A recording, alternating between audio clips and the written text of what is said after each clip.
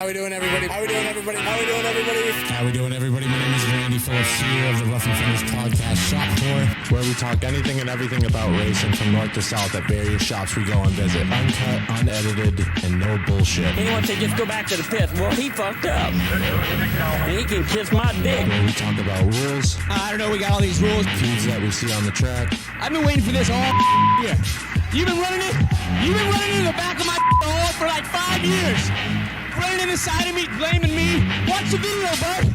Rain check it, rain check it. I raced you just like you did. The only difference was I did it for the win. We talk to various drivers in their shop where they cut their teeth, bled their blood, and made their name in the sport that we love of short track racing. Randy ain't the motors in an just side of my house on a tree.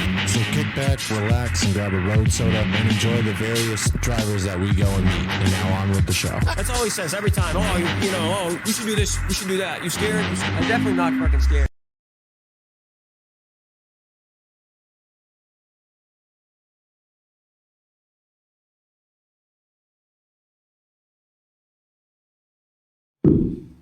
How we doing, everybody? My name is Randy Phillips here of the Roughing Fenders podcast. As you guys can see, we're joined by none the less a legend in the short track racing, whether he wants to believe it or not, but he's been doing it for a while, ever since my dad was racing. George Baldwin, how you been, man? Good. I'm glad to finally meet you. I mean, I watched you race from afar, and when my dad was running in the what were they called? The Road Warriors division and the spectator race, stuff like that. And always remember your car going around. So when did all this start for you, yourself? Basically, I grew up in it. Yeah.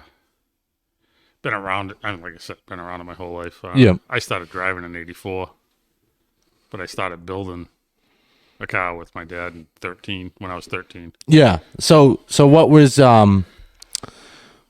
so what did you do with like 13, I was pulling apart my dad's lawnmower, not even knowing how to put it back together for him, so he'd be all pissed off at me. So what was your role in building that car? Bending the roll cage and welding it together. Oh, yeah. Okay. Wow. So you had... Yeah, I was been doing, I started stick welding when I was 8.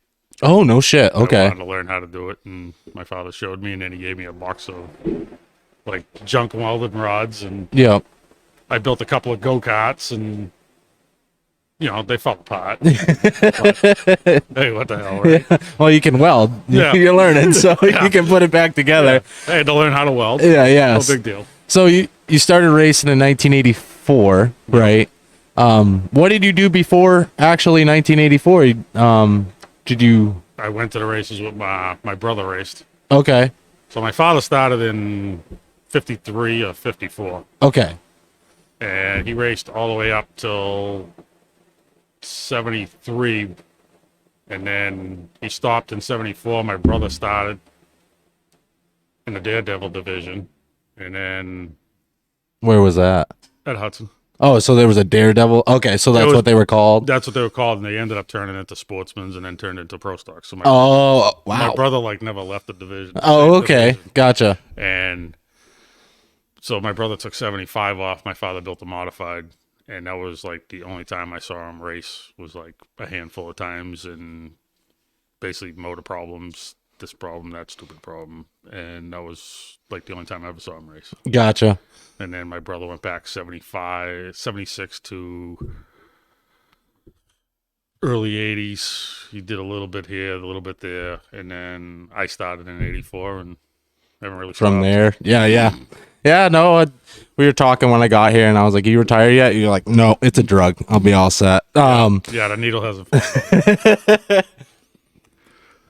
fallen. So, your old man was a part of the Pines, whole excursion and all that stuff. Hudson, Pines, West Peabody, Westboro.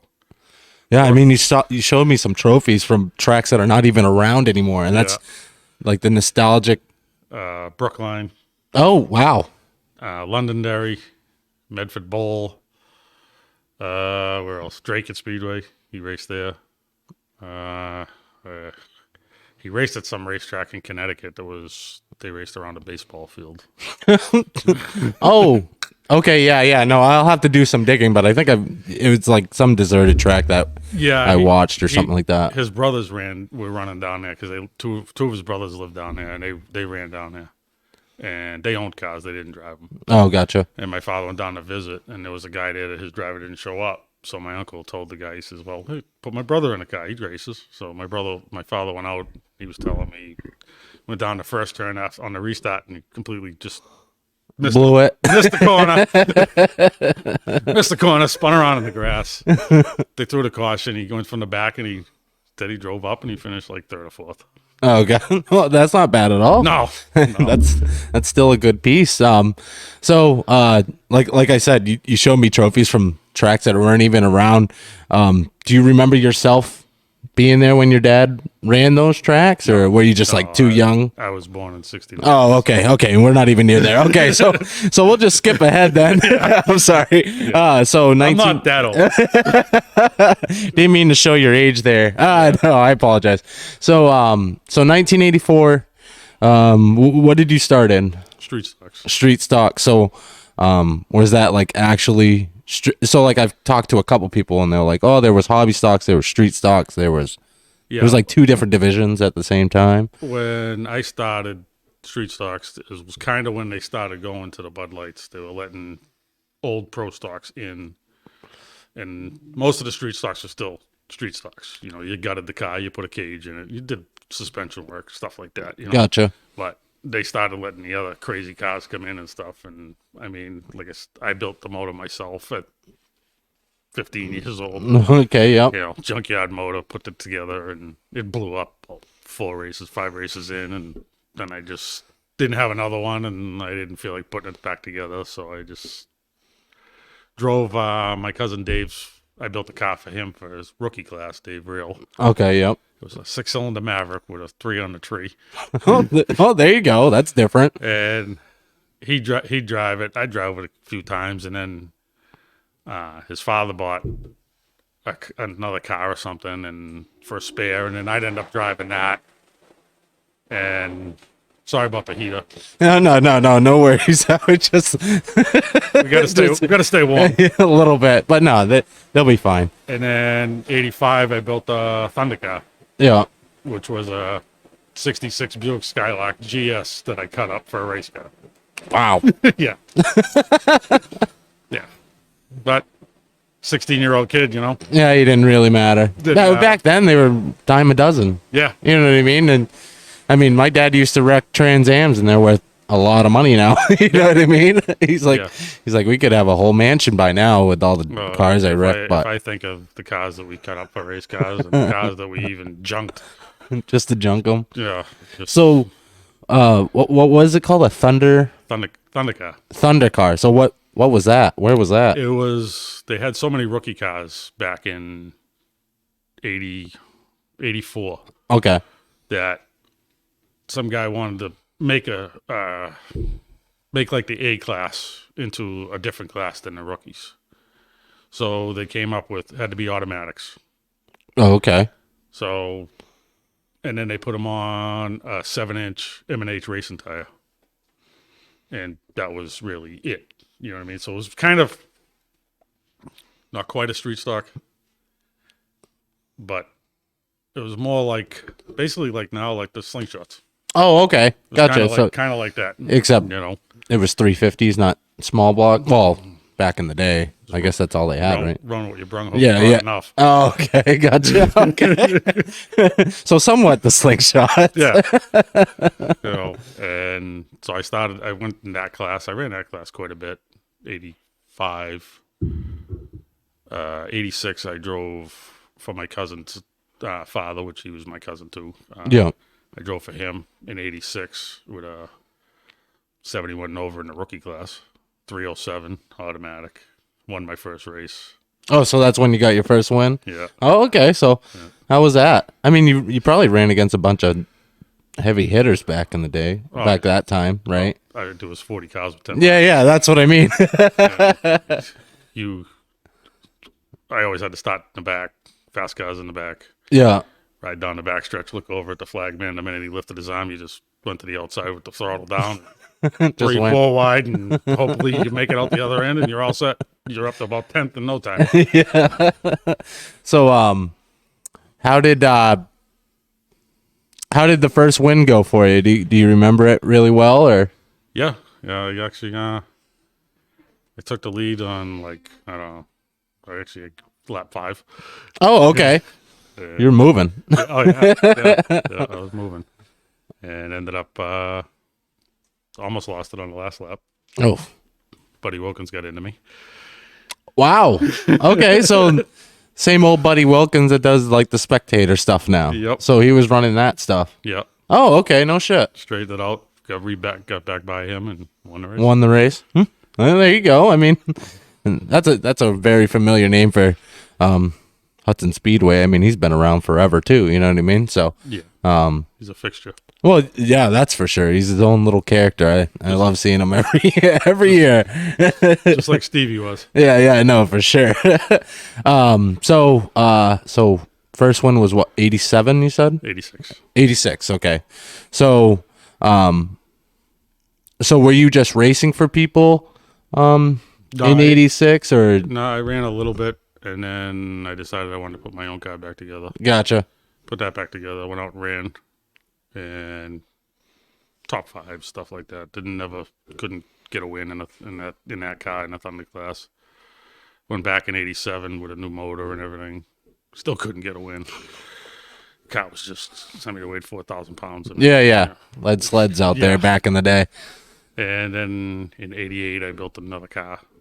Went back into the rookies because I couldn't afford the racing tires and stuff. And Yeah. then we popped off a couple. Couple wins. And then the following year, we redid the car again and popped off a bunch of them. Then the car got destroyed. So we went to Star. Yeah. Ran as a street stock. A little bit of success. Got thrown out for fist fighting. You were about it back in the day, huh? Went back to Hudson, moved up 1 division, Yeah. back into the Thunder cars. First time back, won. Popped off a couple more wins. And then 90, I went to Star full time. Star full time. Yeah. So Built one of them stupid metric cars. yeah. Yeah. You like those? No. Okay. So what was my question? Oh, so throughout that whole time, what was the car? Was it the same car, or was it? Or did you? 80, what 85, was that? 86, 87, the Thunder car was the same car. Okay. And then 88, I built the Firebird. Oh, and that's what started the whole. Yeah. But the Buick that I had, I ran, that had coil springs in it. But me and my father got tired of working on the car, cut them out, put leaf springs in the back. It's the only Buick GS with leaf springs. Well, you are known for ingenuity. Yep. On that side, that's for sure. I mean, I was gonna call you the Chassis King, but James was like, call him the Chassis Outlaw, because I mean there was recently, a couple of years ago, they didn't even like your chassis altogether. So you're really good with what you do. You know what I mean? You know your stuff.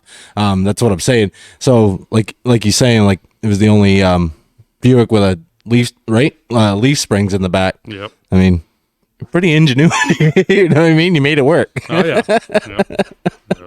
And I mean, it was all junkyard stuff. Yeah. Bought. Yeah. Everything was made. Everything was cut off of something else, and like the rear shackle brackets were cut off of a Ford truck. Front ones we made. Yeah. The springs were out of I think they were out of a Nova. My father added leaves to them and beat them with a sledgehammer, and then we put them in. You were just massaging them. You know what I mean? You're just massaging the suspension. Yeah. So 88, right? That's what we're up to now. Popped off a lot of wins with that Firebird. In 89, I popped off a few. More? Yeah, in 3 different divisions. Oh, okay. Well, that's pretty good. So what were the divisions? Could you just change a couple things and then just go into another division, or was it? The beginning of the year was rookies. Yeah. Then I left Hudson because the car got destroyed. And I went to Star, ran it as a street stock Yeah. with minor changes after a new body got put on. Then I went back to Hudson as a Thunder car Yeah. and won in that Oh, okay. with the same car. And then I built that metric car because everybody had metric cars. And I said, well, I got to learn coil springs if I'm going to stay in this because eventually I'm going to need to know. Yeah. And I built that, and it's the worst thing I ever did. How was that? Yeah. It's horrible. How was the metric car? Just different? Oh, yeah. Were you just like not used to? I don't know, the high. I didn't really know what I was doing. Yeah, yeah. I mean, I was still. I don't know these cars worth a shit. So Yeah, I was still. anything you say, I'd be like, okay. I was still green, and I wouldn't listen to my father and stuff like that. So So you learned. I learned. Yeah. I tried things on my own. Yeah, That's yeah. how you learn. Yeah, yeah, yeah. I had a lot of money spent in springs. I know that because that was basically the first guy I ran racing springs in. Yeah. All the other ones, I cut them out of trucks. Well, hey, you made it work. You know what I mean? That's how I was taught. And so then 91, the winter of 91, I cut the front clip off the car and I welded a Camaro clip in it. Oh, so that's. And then ran it the whole year. And then I went back in 92 and they told me I couldn't run it anymore as a street stock. I said, why? What's the problem? Well, you got to come out clipping it. I said, I had it in last year. Yeah. I said, what's the problem? Well, we didn't catch you last year. We caught you this year. Okay. So they said I could run it as a Bud Light. That's the. I'm like, really? So I went. So what were the Bud Lights back in 91? You know what I mean? Basically a pro stock with Full blown pro stock. with 8-inch tires. So they wanted you to run a street stock out there with them? Yeah. Holy shit. Yeah. So what I ended up. Imagine if you popped off a win in that. Well, we went out and practiced, and we were like third fast. Holy shit. Okay. So I was like, wow. And then we broke the rear end. Yeah. So, but they told us we could run as a Thunder car at Hudson. The car was legal for that. And by then they got rid of the automatic stuff. Gotcha. So I said, all right, well, I already bought the tires. It's on the same 8-inch slicks. So went over there and we won opening day. We won the second week. Oh, there you go. We finished like the third week. Then we popped off. We ended up with 5 wins. And we won the championship that year. The first time I ever ran a full season at Hudson Speedway. So that was 91? 92? 92. So that's when you first clicked off your first championship. Mm-hmm. So you've been at Hudson on and off pretty much. What are we at? So you started in 84. So now we're at 92. 92. So 8 years you've been on and off there. Yeah. What were your favorite characteristics of? We'll go into the championship, but what was your favorite characteristics about Hudson back in that day? I mean, It was a racetrack. yeah. Oh, yeah, okay, It gotcha. was where I grew up. Yeah, yeah, yeah. I mean, I've been going Just there. right down the road. You know what I mean? Yeah, exactly. Gotcha. Star was like a little bit better place to race. Yeah, yeah.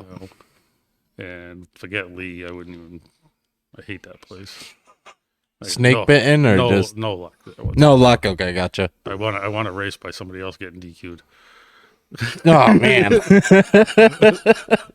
Hey, a win's a win. Yeah, a win is a win. Yeah, and ever since then I'd get flats and Just snake bitten. yeah, That's get what it is. wrecked, Yeah. involved in somebody else's wreck. It's just like when I went down to Thompson and ran some, I'd always get caught up in somebody else's mess. Shit. Yeah. It's just, and then when you crash down there, it's thousands of dollars. Oh yeah, yeah. I know. When you crash at Thompson, you know, you're carrying some speed. Yeah. So, 92, your first ever championship, right? And like ever driving. Who did you have to beat to get that? Phil Meany, Ed Brio, Dennis Maxwell, a few other guys. Yeah. Yeah.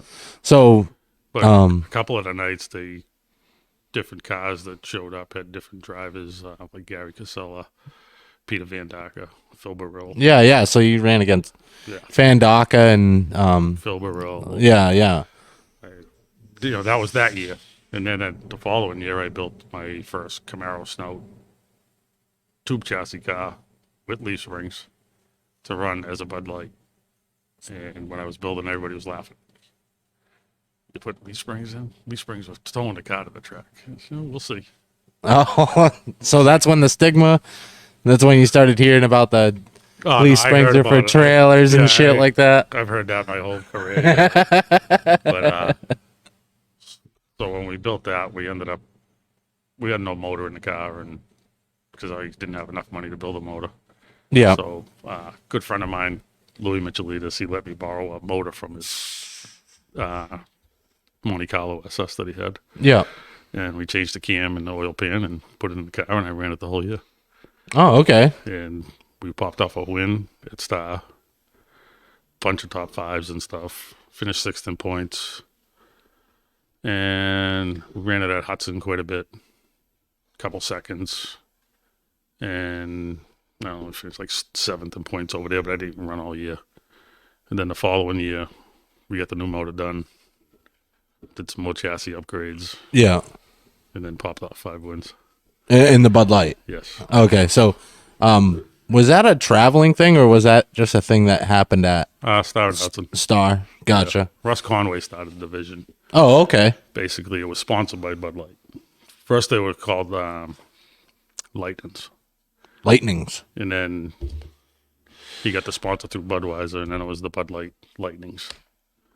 And then they just kept the name, even though Budweiser stopped sponsoring. Oh yeah, I mean they were their own thing. Yeah. You know what I mean? Yeah. So that was 93, that's when you started doing the Bud Light stuff? 93, 94 with my own car. And then 95, I got a phone call from Neil Murray, Nasty Neil. Asking me to drive his pro stock. Sure, why not? Is that the picture of at Thompson? No. Oh, okay, No, so a different no, one. That was at Star. It was the White 7. The White 7. Okay, gotcha. So they called it. They used to call the car Mighty Whitey. The old Mighty Whitey. Believe me, it was old. But I got my first pro stock win in it. So, and then they ended up buying another car, and I won in that. And at the end of the year, I had 2-3 opportunities to drive for other people. They found out. I didn't even say what I was doing. Yeah. And they were just like, last day, we need to know. I said, well, I don't know. Well, we need to know now. I said, well, you want to have that much of an attitude, then No. I'm not driving for you. So that was for Neil? Yep. Okay, so who did you end up running for? Or did you go do your own thing again? Or No, I didn't do my own thing, but I had a brand new pro stock I was building.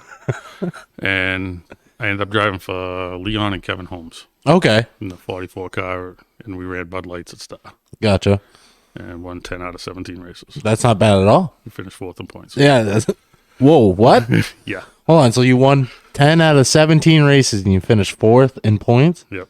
So that field must have been fucking stacked. No, I got DQ'd open day. Oh, okay. So that'll do it. Yeah. Because they bought, I didn't know anything about it, Yeah. which everybody thinks I did. They bought 9-inch wheels. We're supposed to have 8s.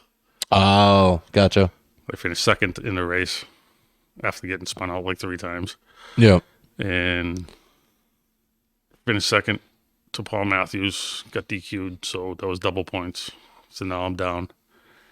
I started coming back from winning races, and I got up to like 3rd in points, Yeah. like 30 away, and it was a big wreck on the backstretch. And I went all the way down the infield, tried to avoid it, and I forget who it was, but they came off the top of the racetrack with their leg, and it hit me in the right rear so hard I had more camber than the right front did. Yikes. So ended that day.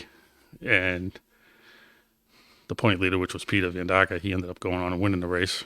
His only win of the year. And Matthews was 3rd in points. He finished 4th.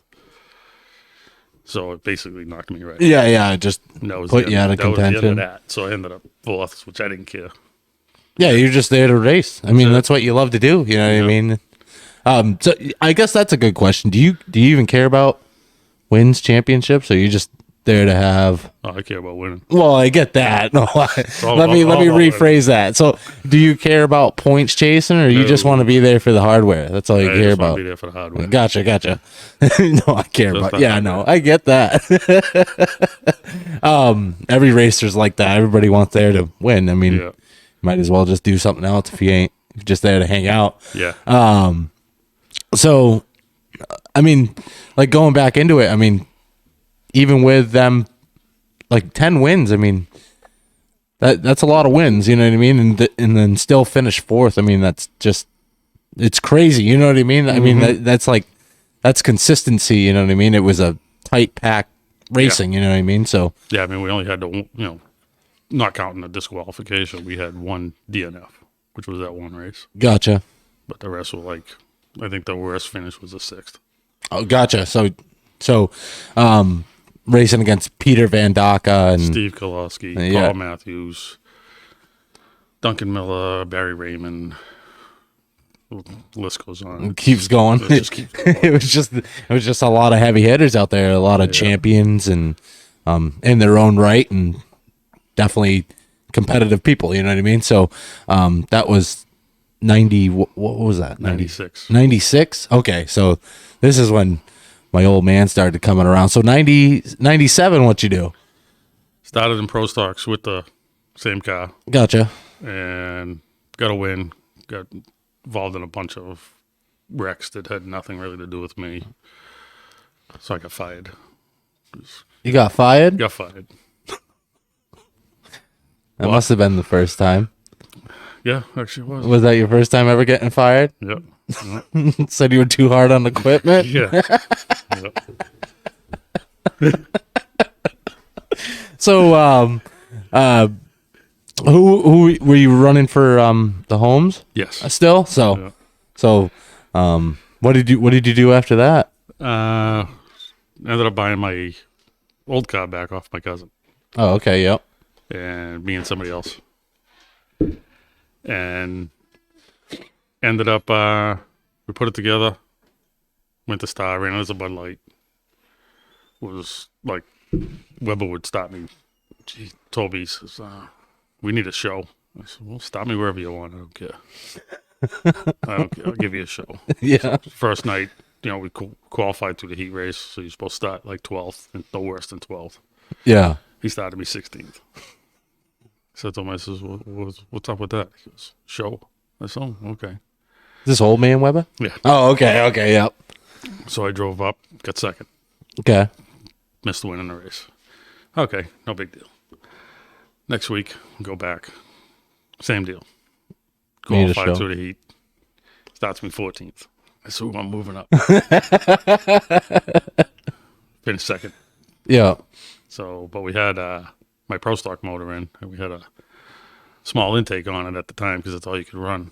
And I was like, I told a friend of mine that was with me on the crew, I says, I'm getting sick of this second shit.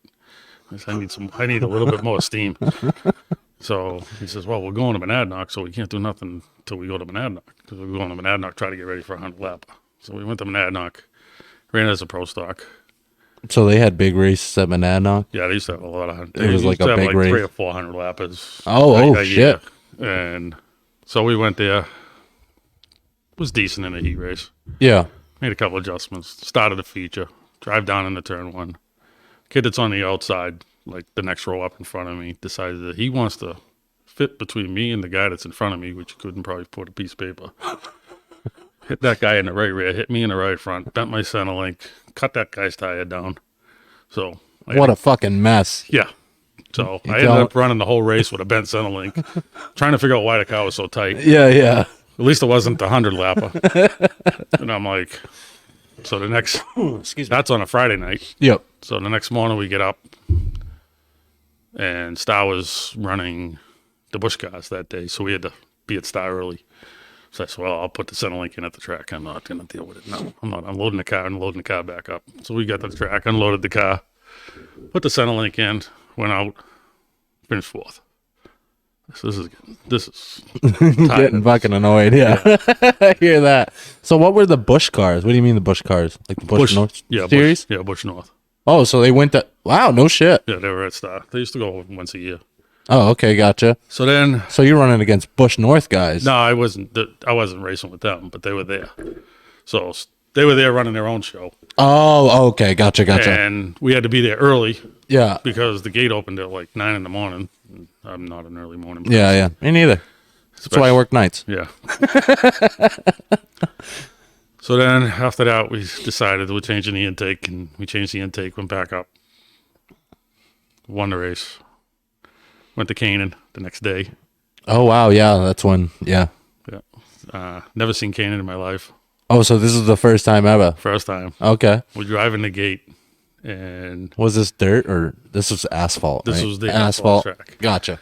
So we drive in, and people are parking in the pit area, and we pull it on. There's a concrete pad. We roll the car off.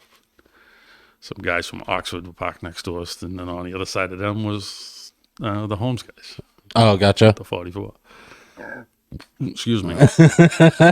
Fighting back already. Yeah. So the Oxford guys are looking at Yeah. the back of my car because we took the rear cover off because there's no rules. So we took the rear cover off, and the guy's looking at the back of my car, and he goes, "Thing's got leaf springs in it." And I said, "Yeah, I just took them out of your pickup truck out in the parking lot."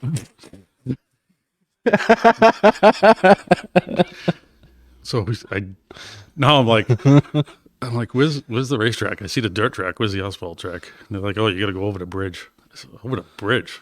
So the hell am I going back home?" So drive over the bridge, take a hard right. We drive out onto the track. I drive out on the track. I'm like, "This is Star Speedway." Oh, wow. So it was like set up like that? Yeah, pretty much. And same guy built it.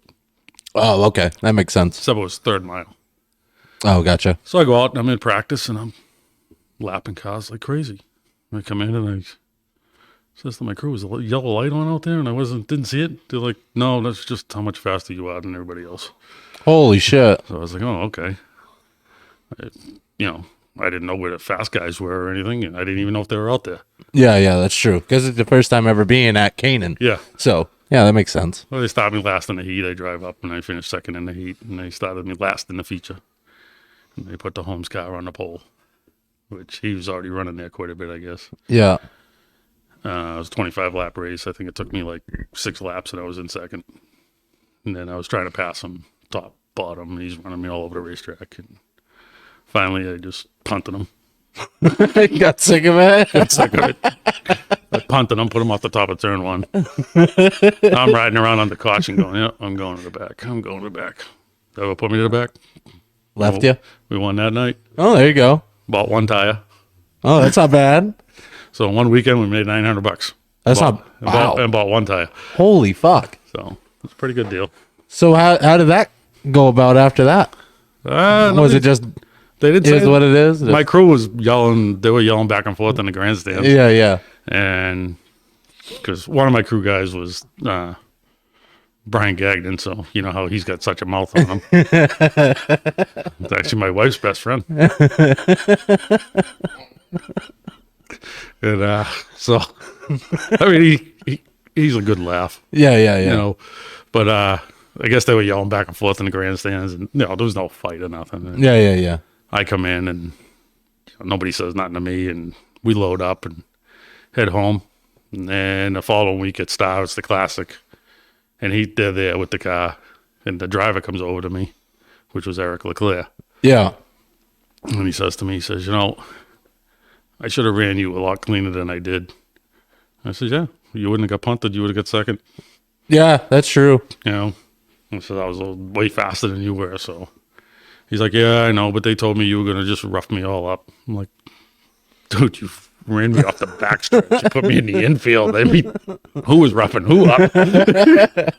Yeah, but so like back in the day were you an aggressive driver? Obviously you didn't try to rough people up, you know what I mean? But I you were raced people the way they raced me. Exactly. And I was And 100% how it was. aggressive. I had Yeah, you had to be. the way I looked at it, I had a job to do. Yeah, exactly. I had to get to the front. You weren't there to hang out. No, It is what it is. no. We're hanging out afterwards. Yeah. We're hanging out while we're up there. Yeah, no, I hear you.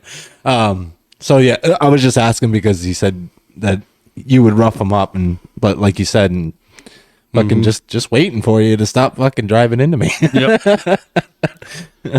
So classic night. Yeah, we ended up, we were riding for a while because it was 30 laps supposedly, and then I got spun out. I forget who spun me out. Somebody spun me out. I had to go to the back. Yeah. It was 26 cars. Wow. Yeah. So I pulled the old rookie thing, watching the flag man on the backstretch. Jumped to the outside, drew 3 and 4 on the outside. Hopefully I made it by the wall. Yeah, I mean that's pretty a fucking tight squeeze there. Yeah. Had to put my faith in other people. Yeah, oh yeah, that's for sure. And I got the second, and I looked, and my cousin Paul Real was leading. Yeah.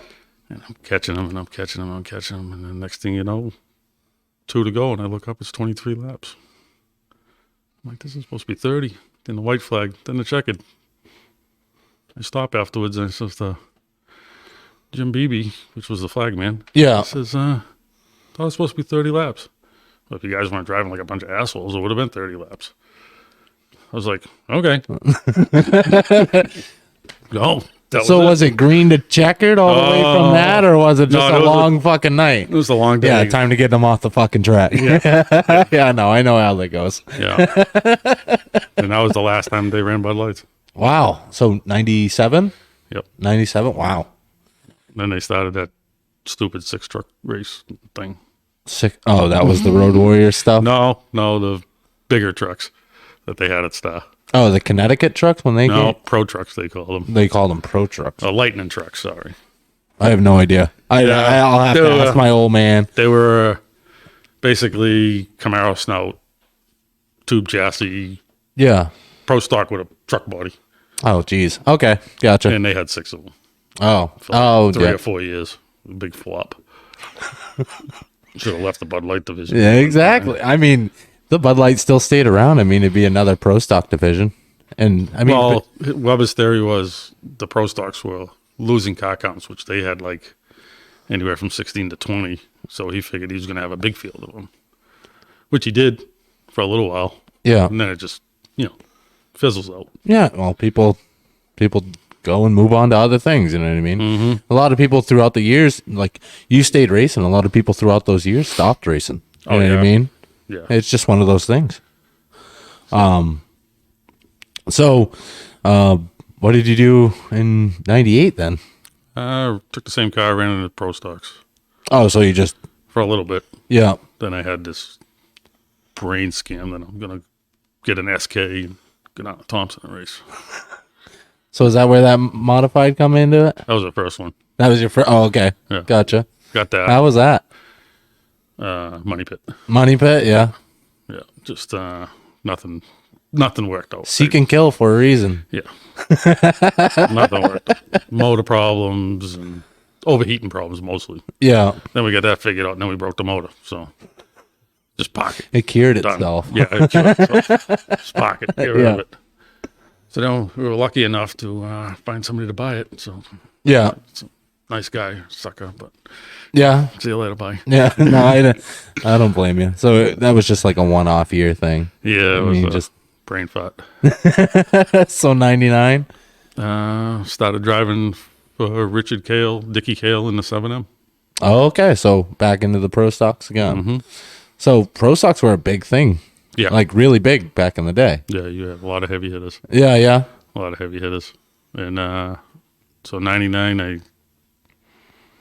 think I don't even know what we finished opening day, but we ended up winning 5 races that year and finished 3rd in points. Yeah. We won more races than anybody. Charlie Rose won the championship without winning the race. Charlie Rose that still races today? Mm-hmm. Holy shit. Yeah. Okay. I had a shot at the championship, but in the heat race, Yeah. the coil wire fell off. Explain. The No. coil what? Coil wire. The coil wire? So Yeah, ignition, coil wire. Oh, the coil. Okay, sorry. Fell off under caution. Oh, damn. So I lost Oh, those points, which was basically what I lost the championship. oh fucking. Yeah. just one of those things. Yep. One of those things. And the following year, I drove the same car. We won 5 races again. Finished 2nd in points to Gahan. And the last day I tried to have his car protested because he was supposed to have a perimeter chassis. He had a straight rail with Yeah. some goofy looking sidebars coming off of it. Yep. It was all offset and everything. And we put up the money for the NASCAR thing to get a protest, and they gave me my money back. Oh, they didn't even bother? Nope. No, So that's that. that's the That's what it is, man. that's I've done that a couple times too, and I'm like, all right, thanks, that's that. appreciate it. Not your turn yet. Yeah. No, I get that. So, double zeros come around the 2000s. I mean, 2000. Well, no, yeah, 99 and 2000. I drove the 7M. oh, okay. So you Yeah. did it for 2 years. Yes. Gotcha. I thought we were still like on 99 or something. I don't know. Hey, Getting confused. hey, it's whatever. Hey, whatever you want to talk about. You know what I mean? A lot of years. 01, got married. Oh, there you go. Started racing again for Dickie. Got wrecked out opening day. Got fired. Second fire. Second fire. Have a one race? One race. Damn. Yeah. My wife actually raced. What year did you start? 99, right? 99 with, Oh, she raced too? yeah, What did she run in? the Hornets. Ladies rookie class. Oh, no shit. Yeah. No shit. The Happy Hornets. You win any? Yeah, she won 2000. She won 6. Oh, wow. Yeah. Oh, okay. Yeah, 99 she drove. You better move your trophies over. Yeah. She's got her own room. 99 she drove Joe Edwards' car. Just on he had like a rookie enduro type car. Yeah. He talked to her and she's like, yeah, I want to try it. He said, well, take my car and try it. So he'd be at the track. Little Joey was driving the car. She'd drive the car. We had to put a blanket behind her so she could reach the So pedals. she can hit the pedals. Yeah. And then one night he says to me, he says, oh, just take I'm going to drop the car and trailer off to you. We're going away. So if she wants to run the car, run it. All right. So I brought it in. I did a little bit of work to it. And so we were up there and I said, well, screw this. I'm going to run it in the rookie feature. So you got a Hornet, Yeah. Happy Hornets or Which you whatever. could run it, which was the same cars. Yeah. I just wanted to go out and have some fun. Yeah. Started last. I think I finished 5th. That's not bad at all. I think I only had a 305 in it or something. Yeah.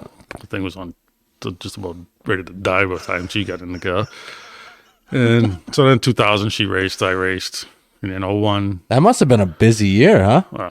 2000s. pain in the ass. So what were you running? You were running the Running a pro stock, pro stock. You were running a street rookie stock, rookie stock. ladies rookies. Yeah. So that's a fucking busy shop. Yeah.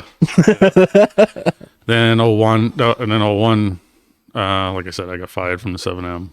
Got married. Got married. Got married first. Got married first, then Yeah. you got fired. Yeah, and our honeymoon was going to Syracuse, New York. Oh, where you raced? Yeah. Oh, okay. Okay, so that's where the Syracuse, New York comes into it. Syracuse, New York, indoor go-kart track. Went up there with the McKennedys. They let me borrow a cart. And Oh, there you go. Jeff Shambo built me a motor. It wouldn't run with an air cleaner on it. A little Briggs. Thing sounded like a small block Chevy.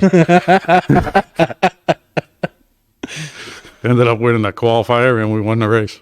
No, that ain't bad at all. Pretty fun. And I like how they did tech there. They had the top 5 there. And they asked them all if they wanted tech or not. Raise your hand if you want tech. Nobody raised their hand. Well, it's an open show tonight. So the tech guy goes, oh, you a bunch of cheating assholes. Walked away. They should do that every week. That's what I'm saying. Leave it up to the drivers. Yeah. I know, mean, they're out there putting them on the show. You know what I mean? You want tech? No. I don't want tech. Cheating assholes. You know, and then whoever raises their hand, if there's only one, then he's the one that's going to get tech. Oh, I look at it, you know? Oh, yeah, I gotcha. And then 02, 03, we ran Pro Stocks at Thompson. On and off. 04, we went up to Canaan with the street stock that we built. And had my car, Yeah. her car, my friend Jay Coulter, which he actually had John McKennedy's old rookie car that I built. You know, Okay. We were all running in the same class. Street stocks, having a blast. Yeah. And then 05, I had to sit out because I had to have neck surgery. Oof. I had a slip disc in my neck. Is that because of racing or just because something happened? Fell off a dump truck backwards and landed on my head. partying? No, I'm just kidding. I'm just kidding. No. Oh, that's Yeah. that's scary. Yeah, it wasn't good. And so 06, we went back to Canaan and ran the street stock and won the championship. Oh, there you go. And then 07, we went to All-Star Speedway. Oh, Jesus Christ. Yeah, let's go into this. Fucking all-star fucking speedway. Oh, man. Oh, yeah. All-Star Speedway. We ran the pro stock and the street stock. We were on both of them. And then we stopped running the pro stock because we were struggling with it a little bit because Dickie had passed. And Wow, gotcha. it was basically all, it was on me. And Yep. it was just too much with 2 cars and trying to run that and trying to run the shop and all that stuff. I just said, and then one day I called up my buddy Jay and I said, hey, want to go racing this weekend? What are we running? Hope we ain't running that shitbox pro stock. He says. I said, no, we're going to run the street stock. Oh, all right, I'll go. I'll meet you there. So we go. We ended up winning, which was great. It's like, I think we took the lead with like 4 laps to go or something on the outside. And Yeah. it was a blast. It's just a whim thing and you go out and you win and it's makes everything more satisfying, Yeah. happy, and then But how was All-Star Speedway? I've heard a lot of shit about that place. rubber checks. Rubber checks. Yeah. Oh, yeah. I know. Hopefully one day you got your winnings. Rubber checks. Rubber checks. Yeah, I don't know. And in 98, we ran the car, same car, street stock. Yeah. And we went out won like 4 in a row. Then I sold the car to Rob McRae. Then I went and bought another modified. Oh, the big block. No, small block modified. Oh, so like this? Yep. Gotcha. Just like that one. And put my pro stock motor in it. Ran pretty good. And What were you running? That's All-Star. So Modifieds. Oh, so they had the mods Yeah, there. they had the mods there. So it was like a weekly fucking thing? Yeah, that's why I ended up That's how buying the one, SBM fucking started. Yep. So I ran that end of 98, ran it 99 a little bit, Yeah. broke a couple motors. Then 2010, Star wasn't open. So we were trying to run, had one motor fixed. Then we decided, well, let's go down and run it as an SK. Well, actually, no, Thompson had like an open modified deal. Yeah. And we went down there. We should be all right. We should be all right. Yeah, we were battling for like 12th. I'm like, yeah, this ain't good. So we changed some stuff. Decided to run it as an SK and just went down there twice and just motor wouldn't even like do anything. It just wouldn't even turn up, wouldn't do nothing. And I just parked it. And sent it Yeah. It's just a fucking headache. Yeah, money pit. Yeah, money pit, headache, fucking just do away with it. Yeah. So then brought the motor to Ricky at R&R Machine. And he built me a good motor, which I still have it. And I ran 2011 on the Star Speedway. Still have it? Yeah, it's in the back room. Oh, no. You have a back room? Yeah, a little back room. Oh, gotcha. That's where all the nostalgic No, ingenuity parts are. That's upstairs. Oh. Too hard to carry a motor up the stairs. Yeah, no, I hear that. And So you still have that motor? yep. So we ran 2011 as with the modifieds, and we won a few and got third in points. And Ain't bad. You ever do any of the tour stuff? we ran a couple MRS races. We ran one at Beach Ridge, made it in, qualified in. How was Beach Ridge? I had a race in the parking lot. Yeah. Oh, okay, so. Less sand. No, it was. But I mean, actually, that place closed down it was decent this year. First time ever being there, it was, Different. it was different. It was different. Just totally different. It's like trying to run. I ran Seacon a couple times, and that place took me forever to get used to too. It's just there's no straightaway. Yeah, you're always turning. Yeah, Just you like just gotta- Oxford and stuff Yeah. like that. Gotcha. So it's hard for a guy to get used to that when he's raced on tracks that had straightaways for That's true. 20 Very some true. odd years and 30 years. And so then sold that, took the year off what did I do? I don't know. 2011? Yeah, 2011 I ran modifieds. Then after that, trying to think what I did. Didn't do anything for a little while. and then we bought the Camaro back off of Rob McRae. Oh, okay. Going outlaw racing. Put the motor in, out of the modified. Put that in. Okay. I mean, it's already fucking there. Fuck it. Yeah, it's outlaw. So. Yeah, that's true. And it was basically a street stock, and we won one at Hudson, and then the car was a little bent up and stuff. The clip was bent because Rob bounced off the wall a couple times, and then I got into a wreck with it when I had it. So then it just would never go the same every week, and I'm like, I know what the problem is, so I just parked it. Yeah. Which I wasn't running for points. I didn't care. Yeah. And I redid the whole car, cut it all up, redid the whole car, ran it as an outlaw in the following year, and then I ended up we ran Hudson, and I don't even know what year that was. I think it was 13.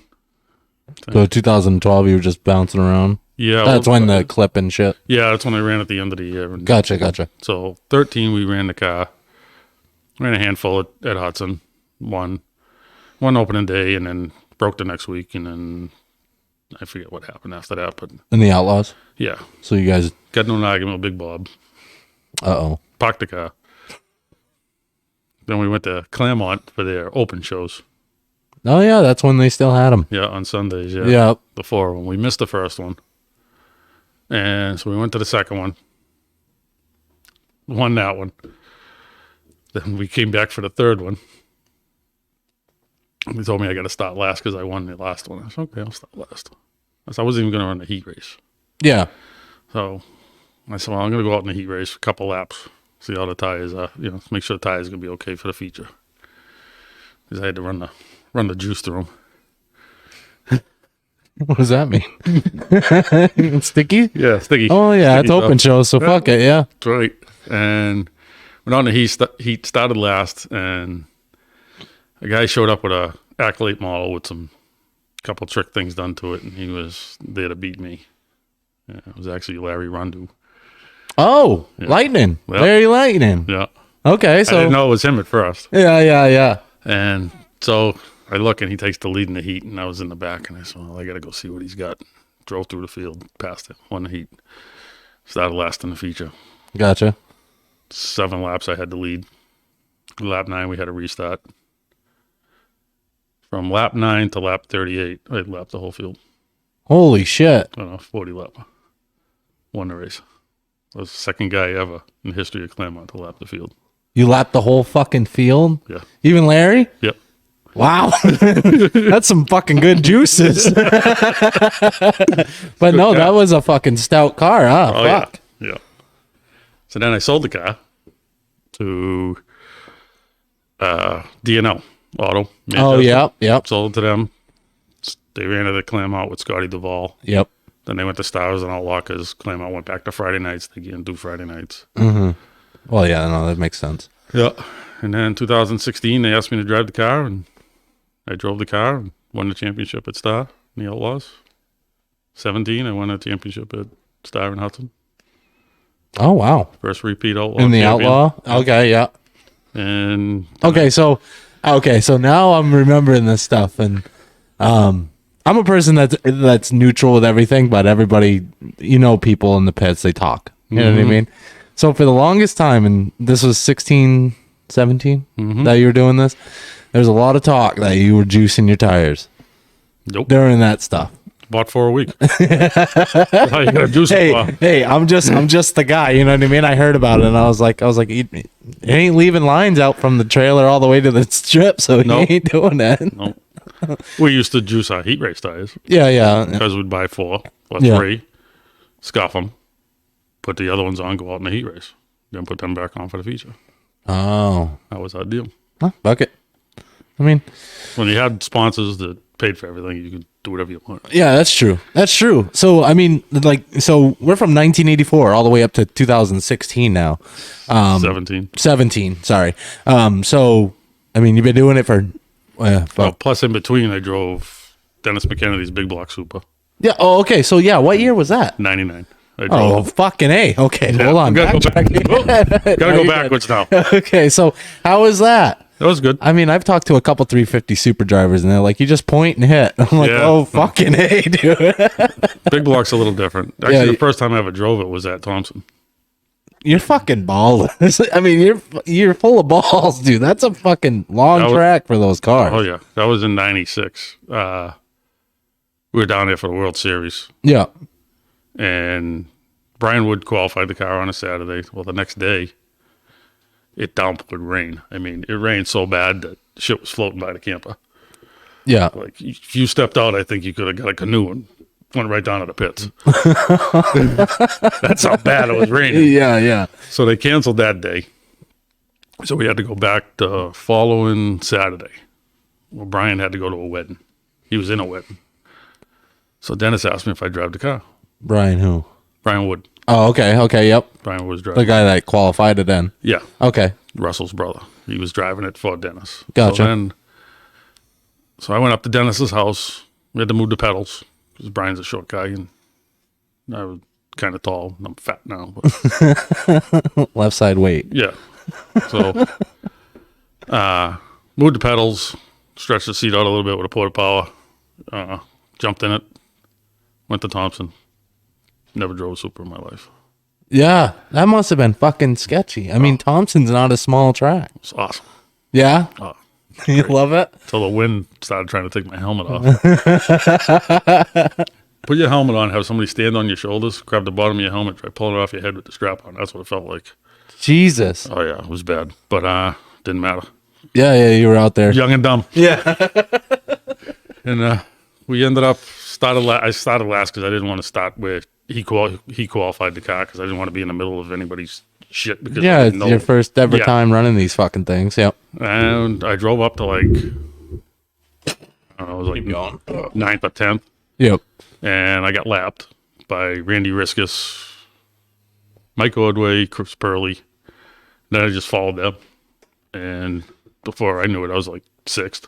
Oh, that ain't bad at all. Because just, even though I was lapped down, we were still lapping cars. And I was Oh, running yeah, with them. no, they were quick. And then I was battling with actually Russ Wood Oh, no shit. for a while. I looked over, coming through the turn, I looked over and he's down the bottom trying to get by me. And I was like, well, let's go. So then under caution, he's pointing at me. He's pointing up at the wing. Well, he's pointing up. I thought he was giving me thumbs up. So I gave him thumbs up. The wing was breaking. Oh, damn. Oh, wow. Yeah. So you guys were moving out there. Yeah. So I didn't know the wing was breaking. Well, yeah, you gave him a thumbs up. Yeah. The wing could have fell off. I was still going. Then we had a restart, and down the backstretch, there was no fence on the backstretch then, and there was a whole bunch of leaves, and when the front guys went, the leaves just came up. Yeah, And swirled a up. big swirl, sucked it right into the grill. Oh, Right in the opening of the front of the car. That's what a radiator was. oh. Got hot. Yeah, kept watching the temperature. It was okay while I was going. Then the caution come out, and the thing just buried, and I had to pull in. Ah, And Dennis says to me, I'd never been so happy to see a car overheat in my life. I said, why? He says, you were scaring the shit out of me. I wasn't scared. yeah. I was having fun. There for a job. Yep. You know what I mean? So did you do that a couple more times? Never sat in a Super until 99 when I drove for him. Oh, so that was it? Yeah. Just that one race, or Yep. did you do a couple? Nope, one Oh, and it was done. just that one? Oh, Yep, one and done for that. they wanted you to live.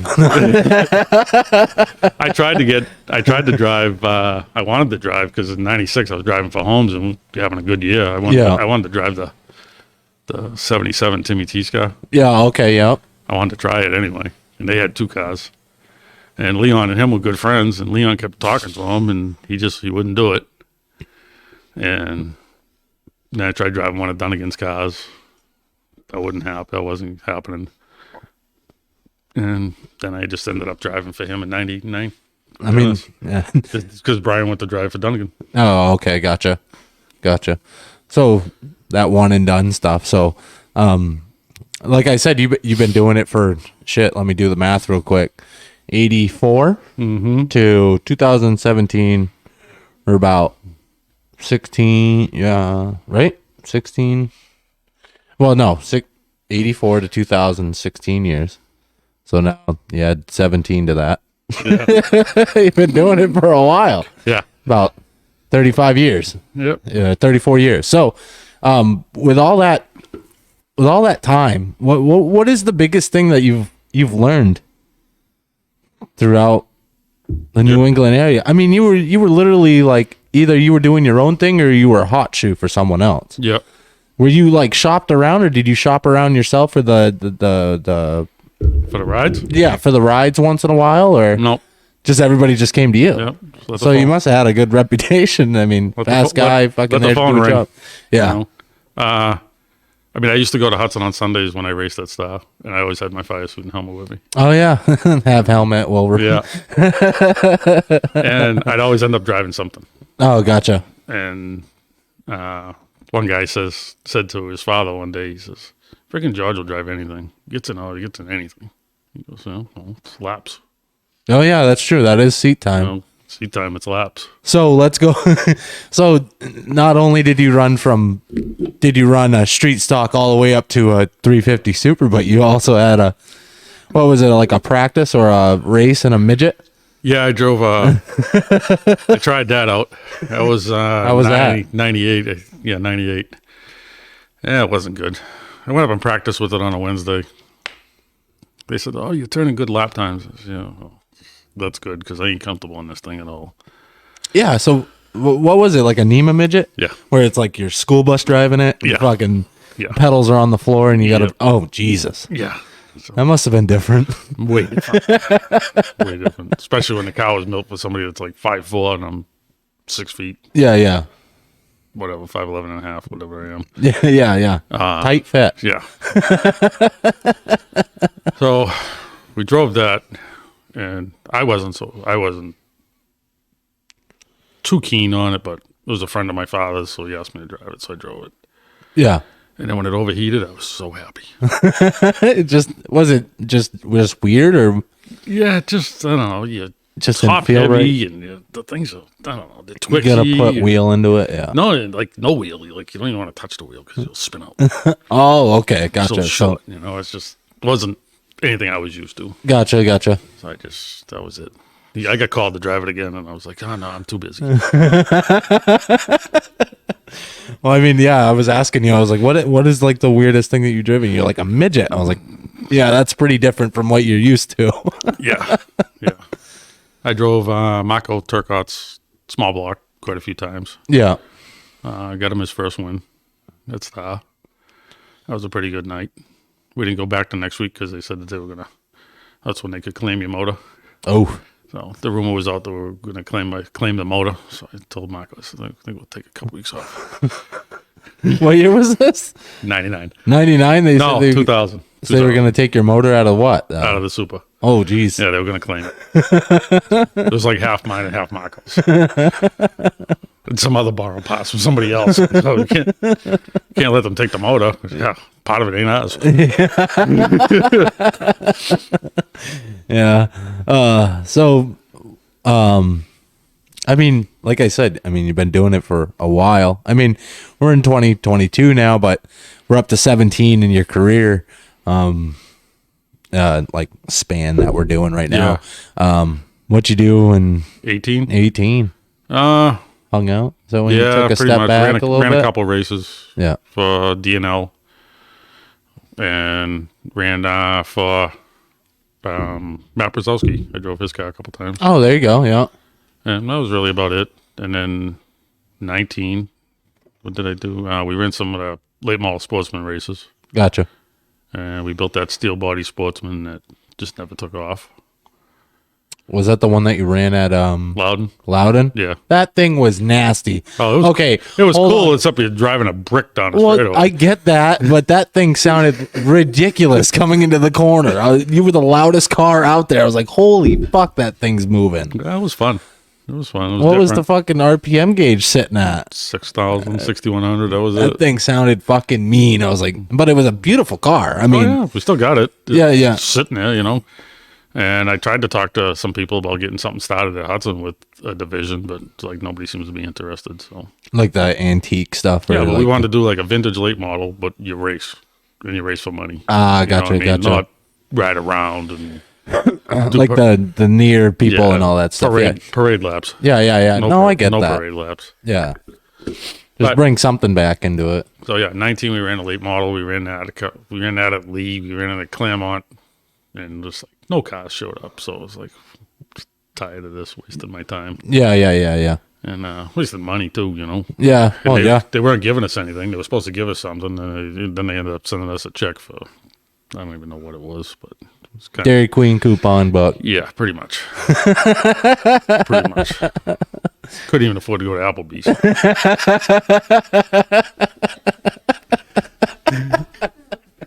yeah. Keith was wondering what kind of juice you were using, apple or orange juice. Orange. Orange. Orange juice. So I mean, this past couple of years, what have you been up to, man? Just building cars. Building cars. So let's go into that. Not only did you, when did that really start? The building cars? The building for people, because you helped out a lot of people over their careers. Oh yeah, put a lot of people in victory lane, a lot of championships. Basically when I started in '84, yeah, my cousin Dave, he wanted to start racing, so I had to put a cage in a car for him. So that was when you were 13? No, 15. 15. Okay, Yep. Gotcha. Yeah, we were both 15. Gotcha. And so I put a cage in that Maverick for him, and he ran that. And then we kind of both progressed a little bit over the years. And then, what else? I built a car. I did a cage with a couple other guys. I don't even remember their names. You know, just rookie cars. Nothing, Yeah. Nothing major. Mostly all Dave. Mostly I did my stuff and I did Dave's stuff. Yeah. Then, what was it?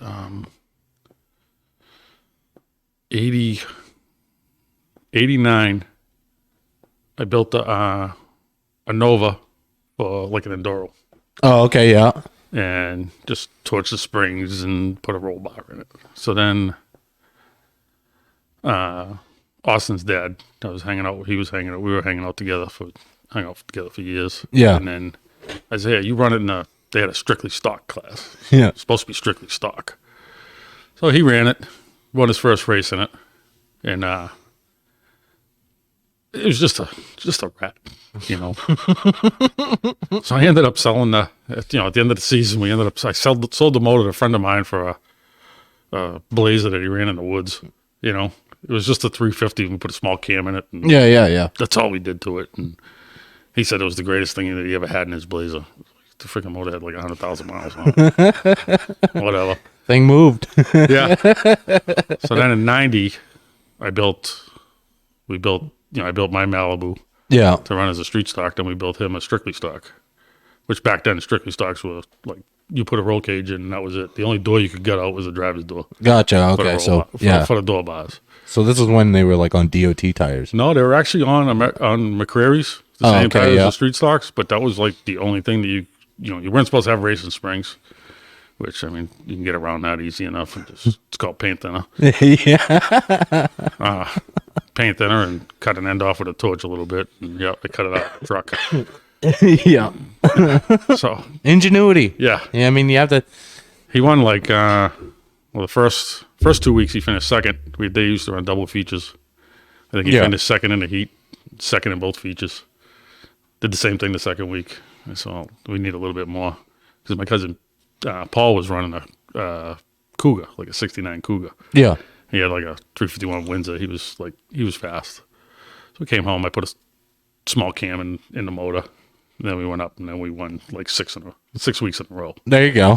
So, then So you were just like doing this stuff on the side for people. yeah. Like once you found time. Yeah, well, I worked for my father during the day doing mechanic work, and then at night Yeah. I work on other people's race cars to make a little bit of money to work on my own stuff. Yeah, that's true. Buy my own stuff, and then snow plowing, and then junking. You know, me and my old Side man gigs. always Get some money in your pocket. Yeah, me and my old man did junking for years, and Yeah. you know, half of whatever he made, I got. Oh, You know gotcha. what I mean? So Yeah. it worked out, and so then the building cars for everybody basically started. Because there was a time that they didn't even like your cars. Yeah, I still don't. Yeah, no, I know. I still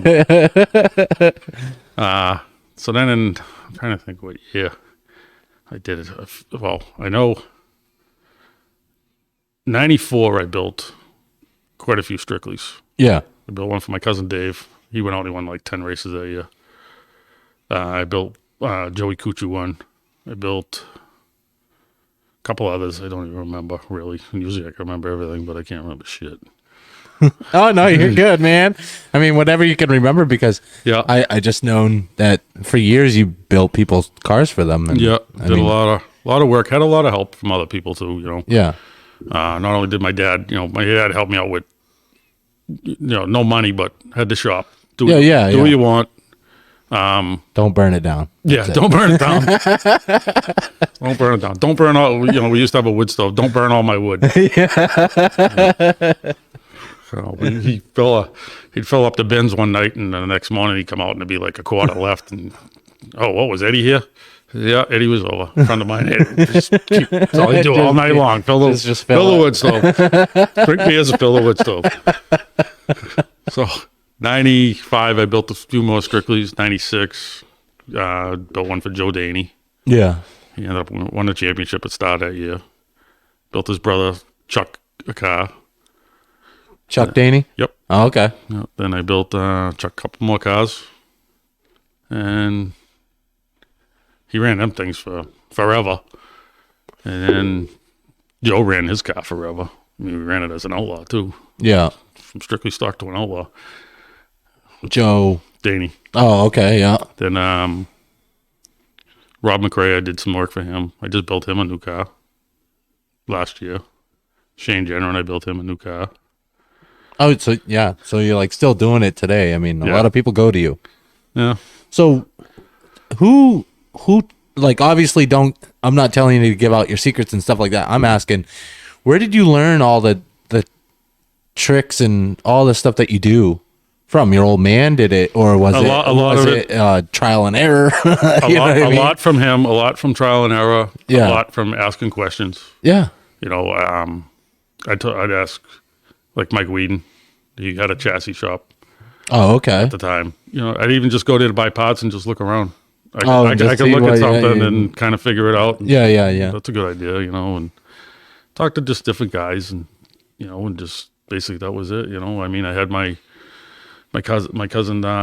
He actually was here, being quiet. Oh, was that him? Then he left. Yeah, Oh, that's okay. one of them. That's Okay. Kenny Stewart. Oh, okay. He started building cars with my dad when he was like 13. Oh shit! You should have fucking pulled up a chair, son of a bitch. Yeah, and then they raced for years, and they just sold everything. So, Yeah. but I mean, I'd go down and ask him questions because I was too stubborn to ask my father all the time because what does he know? But you learned a lot of. What's he know? Yeah. He doesn't know anything. He doesn't know this modern stuff. Okay.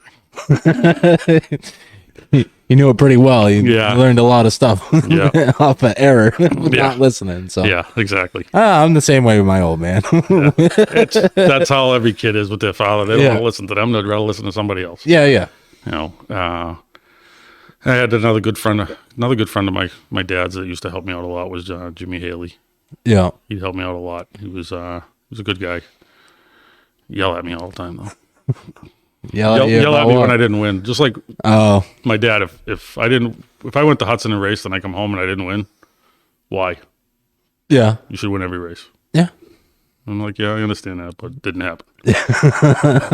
Then I'd tell him, well, why don't you come next time and help me out? I ain't going there. So they were just building you up to, Yeah. like it's no secret that your chassis are some of the best that are out here. You know what I mean? You could go to a chassis builder and get it done, and you could go to see George Baldwin and have more stuff done. I mean, Matt Robinson's used you, like you said, like Rob McRae, like a lot of people, Austin Erickson, Justin Beecher. The list goes on. Yeah, I know. You're like, I ain't got enough time to list all these people off, but man, I mean, I did. Bryce Howard runs a 51 at Hudson. I Yeah. built his metric car. Had good success. I built him a brand new Camaro last year, and we were just getting it going, just figuring it out. With him yeah. driving it because he never drove a Leaf car or anything. And had it just about there, and they just they stopped racing for a little bit, and there was like people who would call me, phone calls. Just give them a setup over the phone. Next thing you know, they're running top fives, top threes. Oh, okay. So They're winning. You know. So they were like you when you're trying to learn the stuff, and now you know all the knowledge, and then you're like, Yeah. I'll try this and try that and see what it does. I just tell them this is where I start.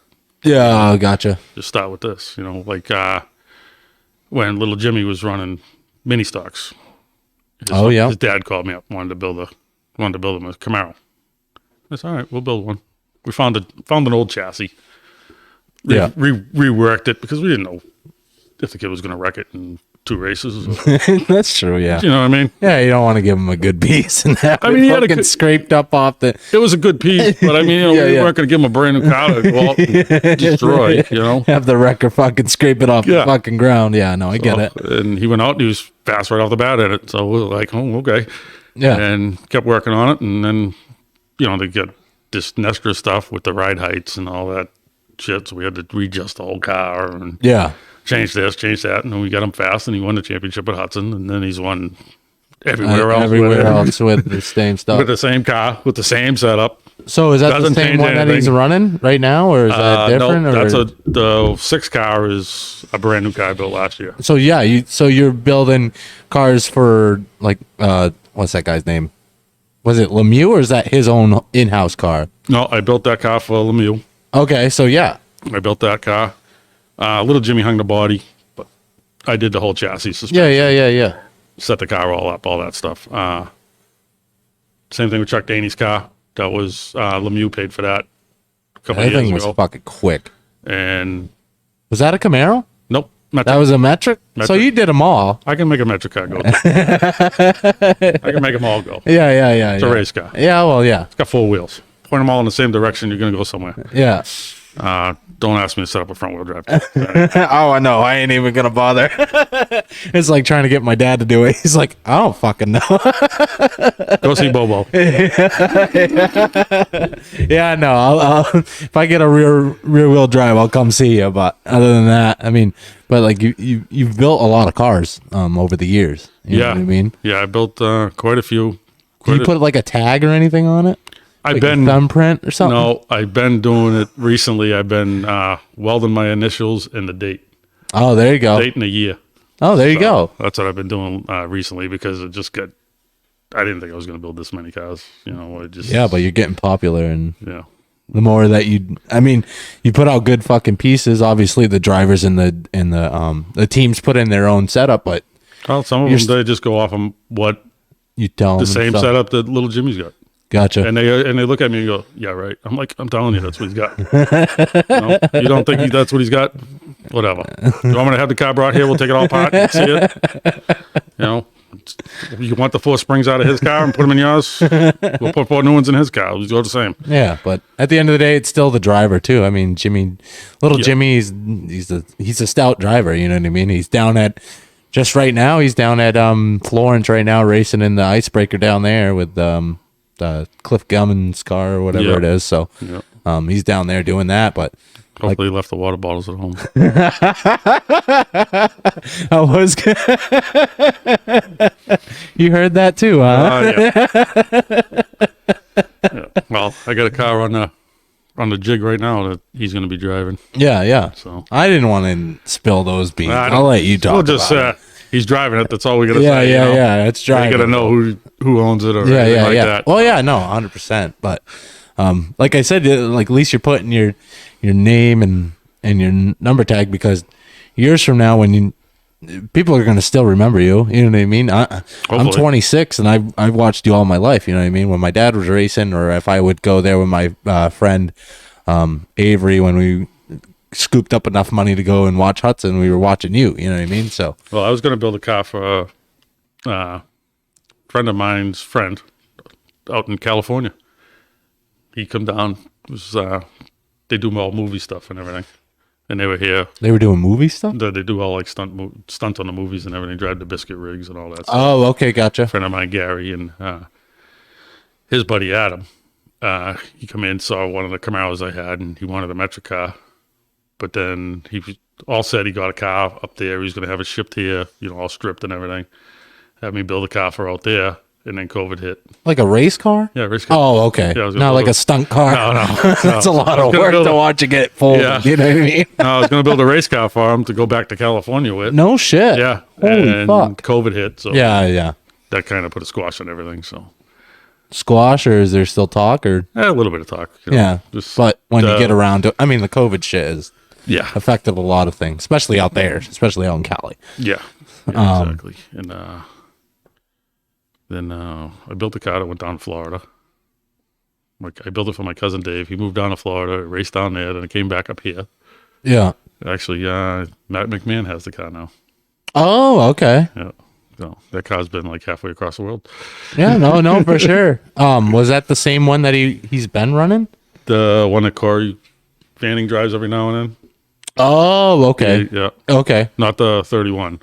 Not the one Jerry LePage drives. No. But I worked on that one too. Yeah. Red clipped out. So was that that was the old 10 car?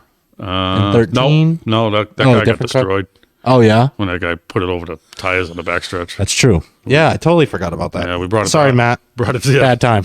so brought it here. Put it on the. We put it on the jig to see if we could fix it, and I think there was like maybe 1 point that hit the jig. Oh, damn. Like, yeah, we ain't fixing this. So, yeah, the one that, I think, the one that, like you said, Fanning runs. Yeah. Is that the same one that he ran at Waterford? No. Okay, so it's No, different. it mostly thing. just runs it at Star or Oh, okay. something like that for Gotcha. Matt. I mean, I drove it once at Hudson, and I think I got like a third or something like that with it, just because everybody was sleeping on a restart. Oh, gotcha. You know, nobody knew how to do a single file restart, I guess. When the leader goes, you go. Yeah. It is what it When is. the flagman's waving the flag, go. Yeah. Open track at that point. Yeah. Have you exactly. traveled anywhere far to race? I mean, no. No. Homebody. Yeah. Hung just out. basically around here. Yeah. White Mountain. I mean, The it's a furthest north, decent drive. furthest north we went was White Mountain. Yeah. How was that? That was back in the. Get screwed out of that one. You're a fan favorite everywhere you yeah. go, huh? Oh yeah. What'd you get screwed out of? Leading the 100 lapper. Yeah. Had a restart with like 19 or 20 to go. Yeah. Actually 19 to go, I think it was. And we took off, and the guy that was on the outside wanted to get in behind me, so he hooked me in the right rear. Almost put me in a wall. I saved it. He wrecked like 3 other cars. They put me to the back, said I tried to drive him into the wall. So I had to go to the rear. So Did you try to drive him into the wall? No. Why would I do that? I was leading the race. Yeah. So I says to the flag man, I says, well, all right. I says, there's only 5 cars on the lead lap, so I get to restart 5th, right? He says, go to the rear or go on your trailer. I says, that ain't right. Oh, yeah, if you're on the lead lap, yeah. Yeah. He's like, well, do it or go on the trailer. So, all right, so I'll see you down here in a little bit. He says, you won't make it back up here. Made it back to second. Oh, that's not bad. No. What was Neat. that conversation like? Well, when he went to hand me the trophy, I acted like I was going to hold it, and I dropped it. And he says, oh, you broke your trophy. I said, you're lucky I didn't break it over your head. What year was this? Oh, 3, I think. Okay. So it was recently and stuff like that. Yeah. I went there before that and had some decent runs, but nothing major. When did you race against David Greenslip? Yeah, he said that. We're going into the questions here. Well, the comments and stuff like that. Bobby said the Bud Lights was the best division ever, Oh, which you second. And then David Greenslip was like had a few good battles with George. Yeah. Is that recently or when he first started? When Claremont had their open shows. Ah, gotcha. After the Outlaw, we had a Strictly. We went up there and we ran that up there. Then we went to Monadnock, ran it with their Thunderstalks or whatever the hell they were. Yeah, they're Thunderstalks. And we went up there, radial tires, and we won the first one. We won.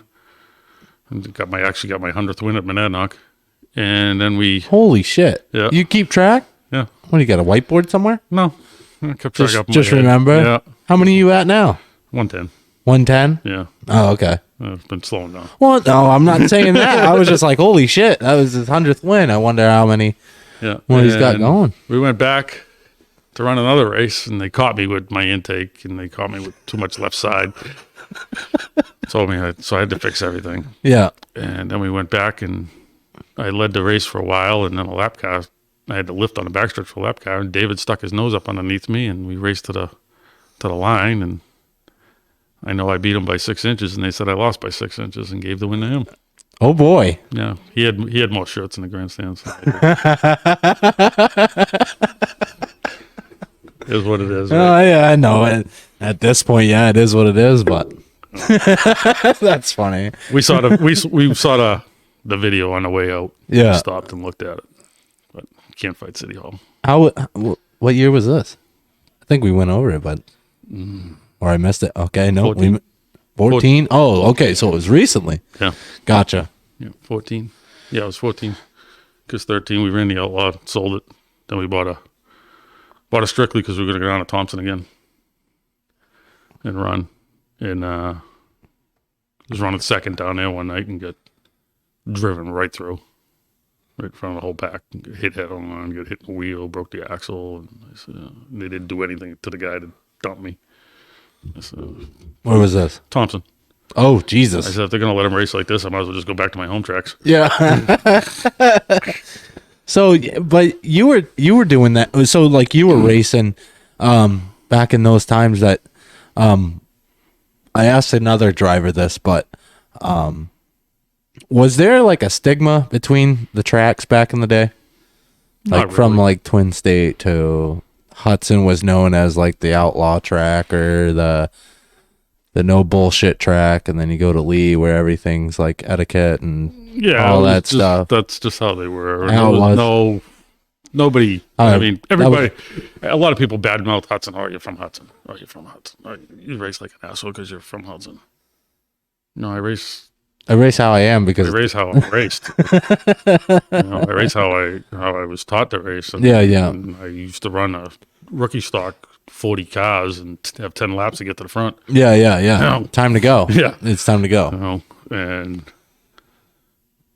Hudson was Hudson. I mean, yeah, if you got no conflict, it wasn't. You didn't come home and type on the computer. You walked over and you punched him in the face. Yeah. Or No, you yeah, punched him we in the went head, into or that. You yelled yeah. at him, or you got punched in the head, or You've been in a couple of those, haven't you? a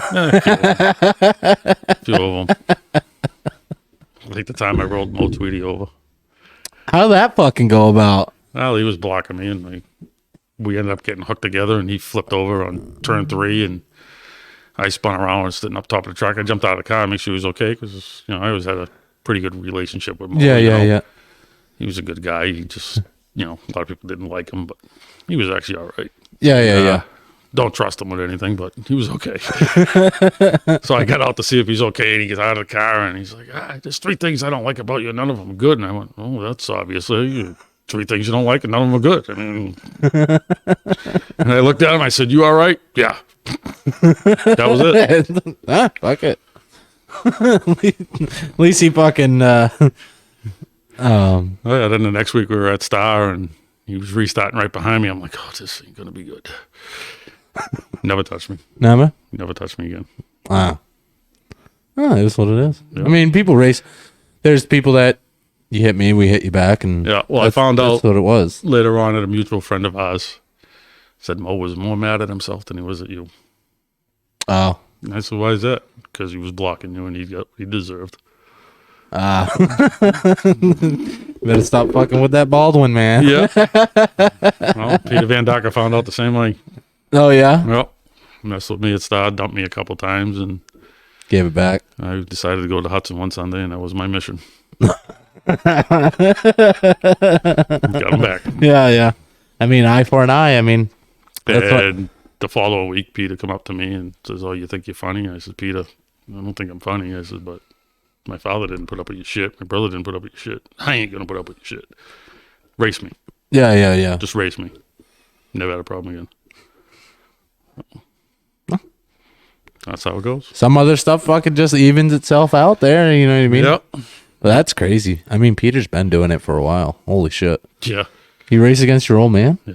Wow. Yeah. Early 70s. He actually drove one of my father's cars. Oh shit. Yeah. He wanted to drive, I don't know if you remember the replica that I built of my father's, the Nova. Oh yeah. Well, that original car, Peter always wanted to drive it because it was fast. So my father hurt his back. So he called Peter up. Well, he saw Peter at the racetrack, and he says, "You want to drive the car, Peter? Come down the house. We'll make sure you fit. We'll fit in you. Yep. So he went down, and they moved a couple. I don't even think I think they put blocks on the pedals. They went up the track, and Peter was running the car, and he come in off of practice. The front brakes are smoking. My father's like, "What are you doing?" And he spun out a couple times. He goes, "Oh, the car's just not right, Chop. The car's not right." My father got in it, went out, ran some laps, and come in and says, "Peter, there's nothing wrong with this race car." He says, "You'll just never drive it again." That was it. Just one of those things. Yep. Just not. This is what it is at that point. It was just the way Peter drove. That's all, you know. Yeah. Well, yeah. Every racer is different. Yeah, that's for two sure. different driving styles. I could set a car up for me, and usually people go out and they run pretty good with them, you know. But some guys just don't get it. Just don't hit the mark. No. I mean, we got 40 people watching. If you guys got any questions for Georgie, ask. Ask. We'll go into it, and Even though I need a pee break, hey, take a pee break if you want. Yeah, I got to pee. I can list off a couple sponsors that help us do this stuff. As you guys can see, we're here live at George's shop. Longtime competitor of the short tracks around New England. Came and saw him today. Guy that's been on my list for a while. Hell of a guy. I mean, the show's not ending. Don't go nowhere. But any questions for George, let me know. I'll ask him when he comes back. But this can't be possible without some of the sponsors that I can list off right now. Of the Rough and Fenders podcast. We'll list off a couple until he gets back. But Kenny's Auto and Truck Repair, 24/7 light and heavy repair and custom hydraulic hoses made on site. From your daily driver to a semi, Jay Kenny is your guy. Give him a call at 978-483-1713. A good friend of his and came on as well as a sponsor is A&A Auto Care, Nick Saba, with great work and prices that are fair. Give A&A Auto Care a call at 781-933-8070. I definitely appreciate you guys sponsoring as you come back. I guess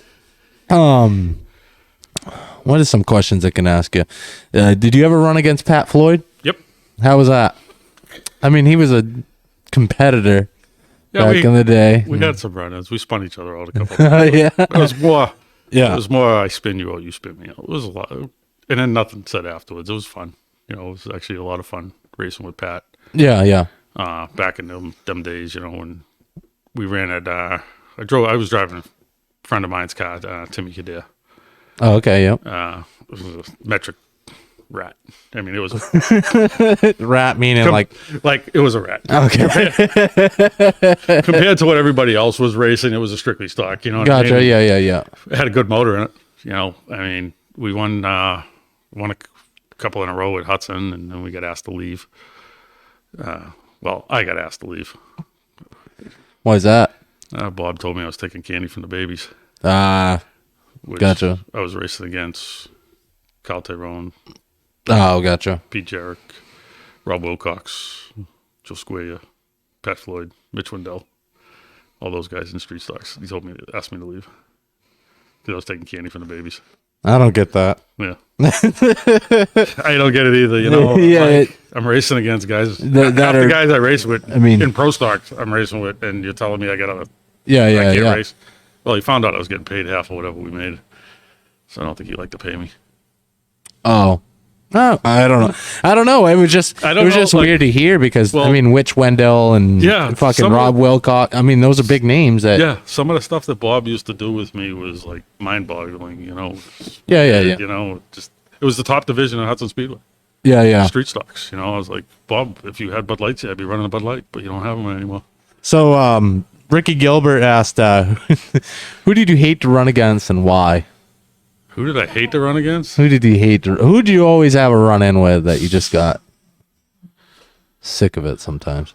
I mean, you've been doing it for almost 40 years now. Yeah.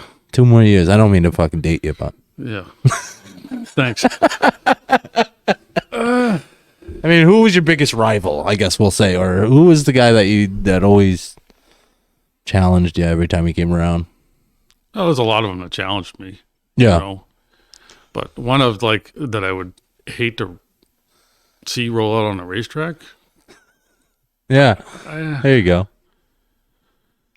I don't really have any, to be honest. Yeah, you just got the there blank was- mind Yeah, about there it. was, there was some guys that, it's like, oh, Jesus, he's here. But, you needed those guys. Oh, yeah. I You mean, know? a car in the pits is a car in the pits. Yeah. Yeah. Yeah, no, I get it. I was just seeing if you had like a big No, rivalry with anybody or. no. I had on-track rivalries with certain drivers, but it was racing stuff. Yeah. It wasn't really a rivalry. It was just hard racing. Yeah.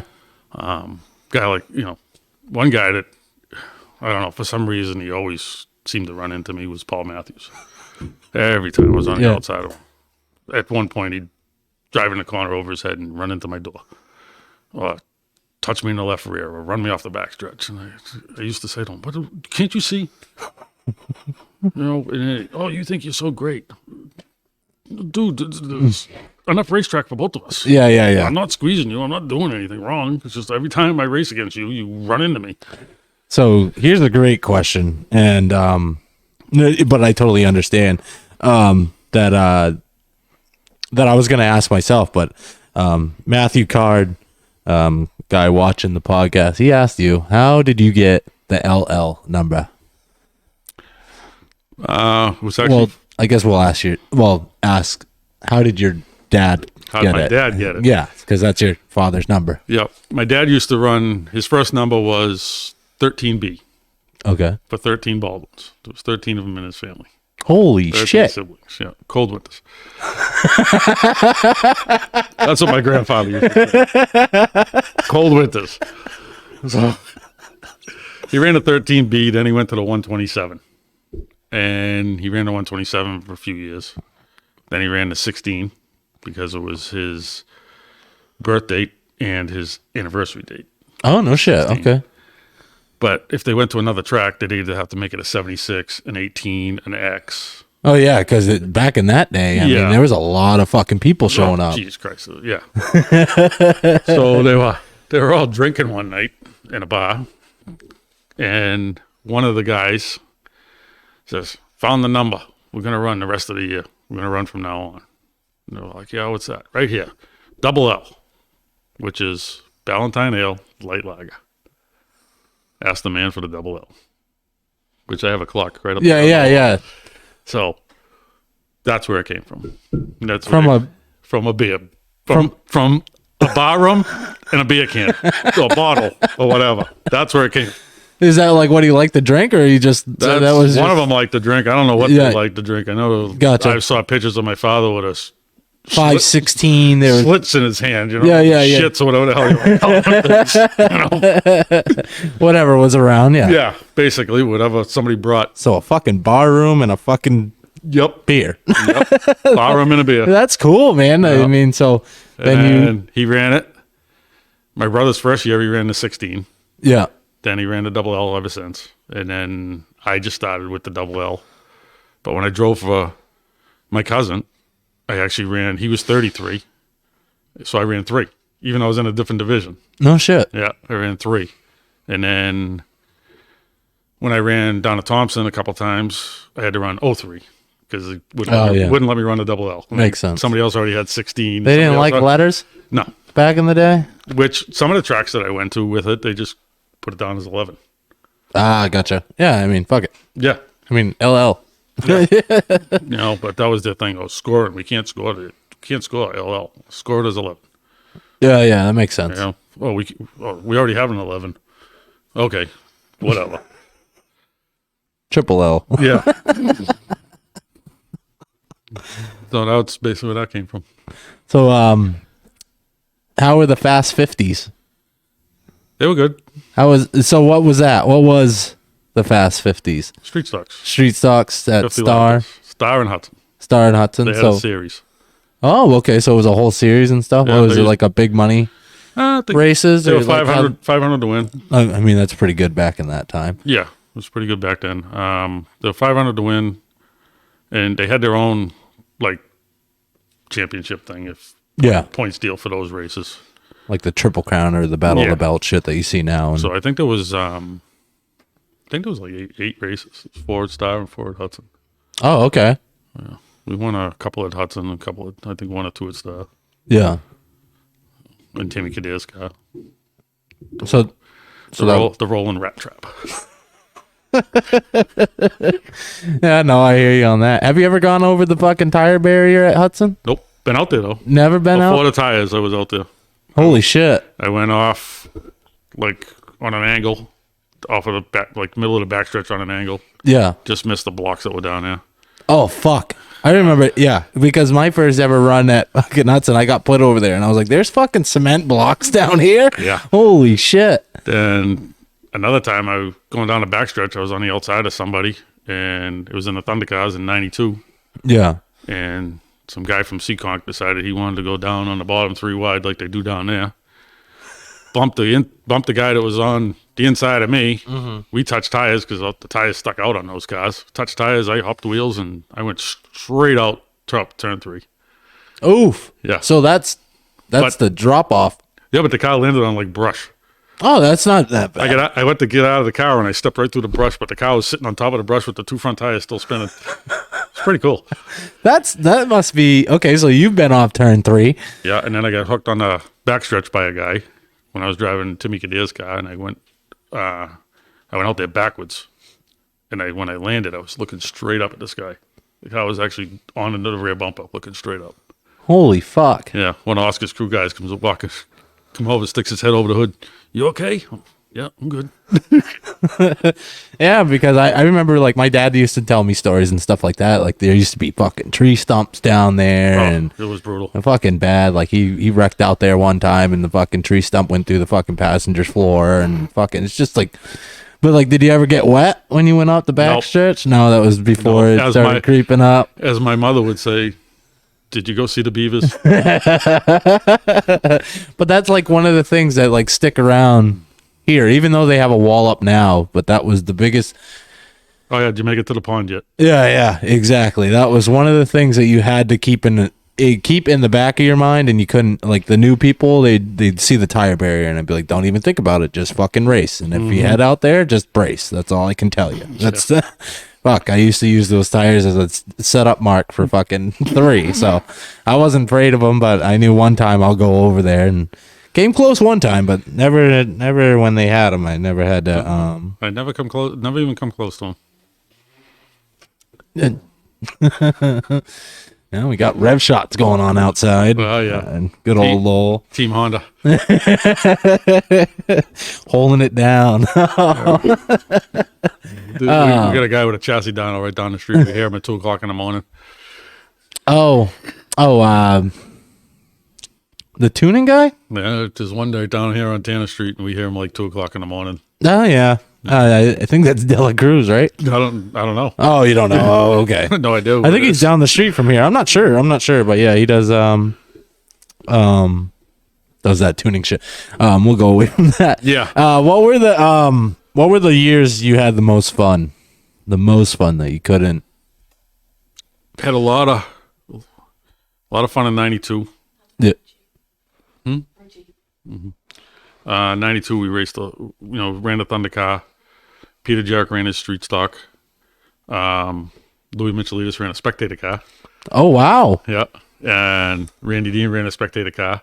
So we all, we're all like together. We all went to the races together. We all had a good time. It was funny. One night, I won. Louis won. Randy didn't have his spectator car. And Peter Jarrett finished second. So we took the funnel, stuck it upside down on his car and called the dunce because it didn't win. They go off and drink afterwards and have fun. And, it was a blast. And then 94, I ran the Bud Light at Star. And I built Louis a street stock. And we actually built it together. And he ran Streeters at Hudson, won the championship. Built it strictly for my cousin Dave. He won the championship. Wow. Worked on Joe Pollard's Camaro. Did all the setup on that. And he won the rookie championship. So 3 championships in 1 year with stuff that you had a hand in too. Yep.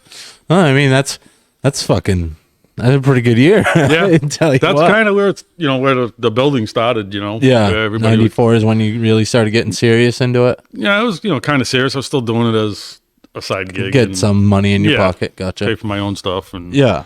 now it's like it's a full-time job. It's like not a repair business is like on the back burner.